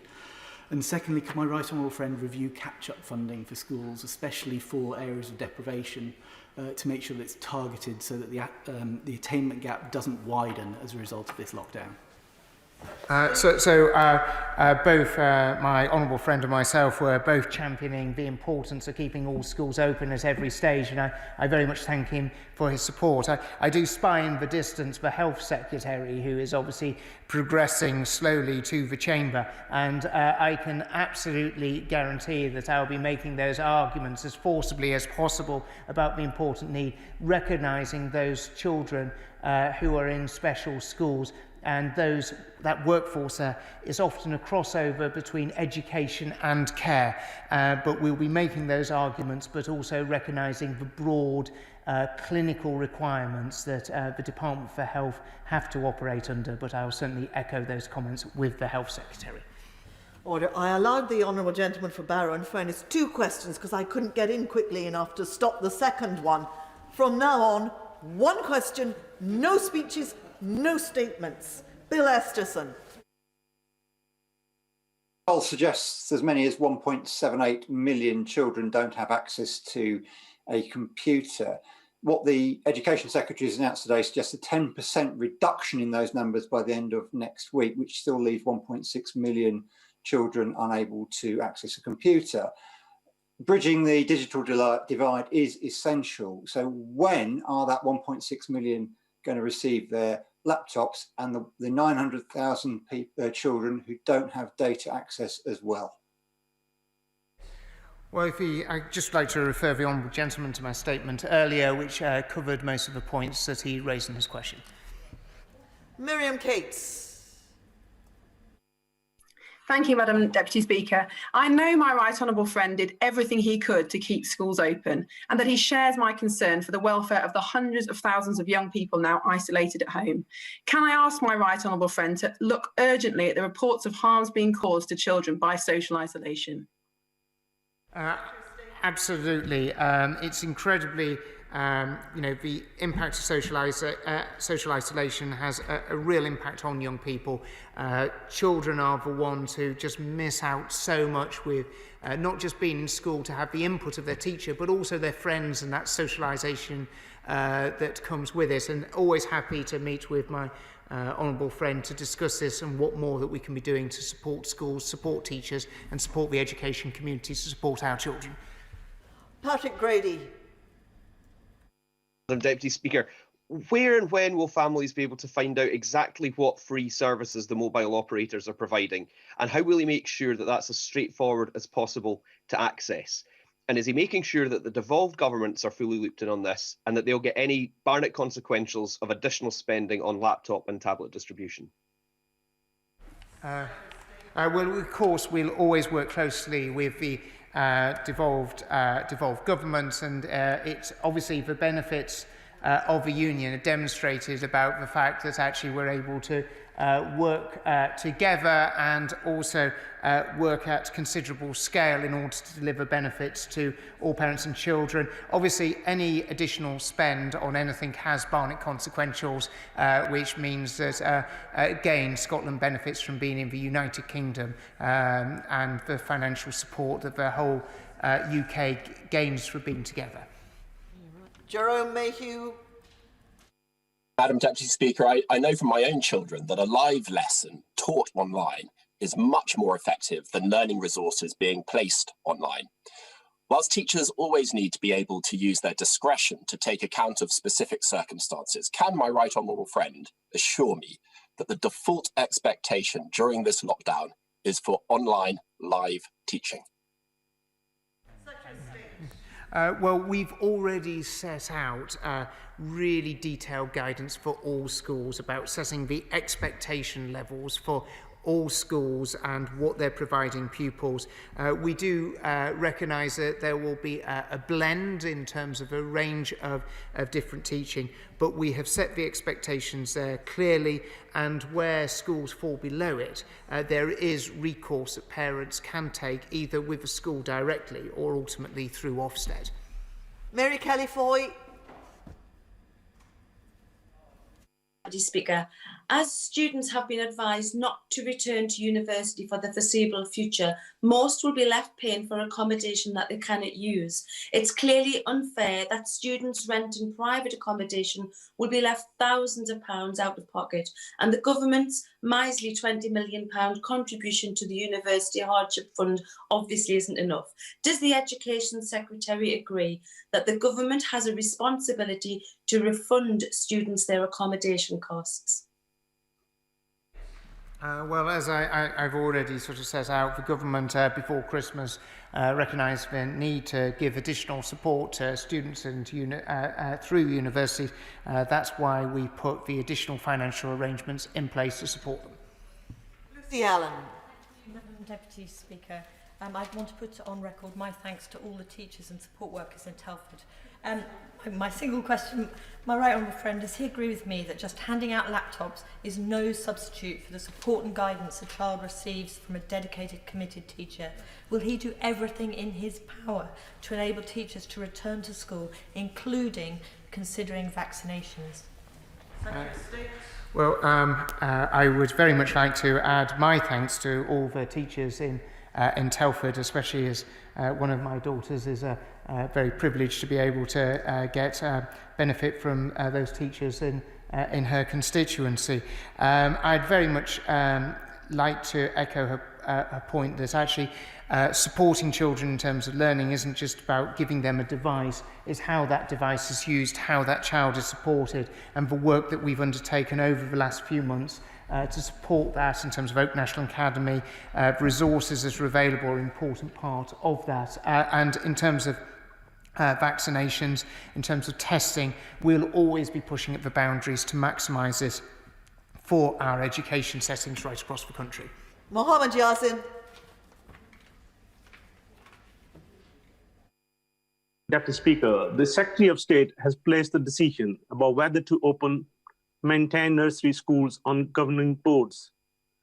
Will he make public health a priority and guarantee full funding during this crisis to relieve boards like the Bedford Nursery Schools Federation of the feeling of being coerced into remaining open to protect their future viability?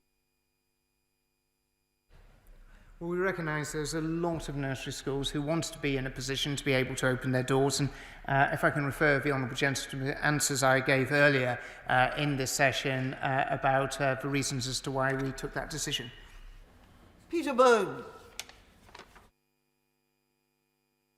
The Secretary of State for updating the House and answering the question so fully. Could you tell me, if a university student has travelled back to their halls of residence and now is going to receive remote learning, should they stay at university or should they return home?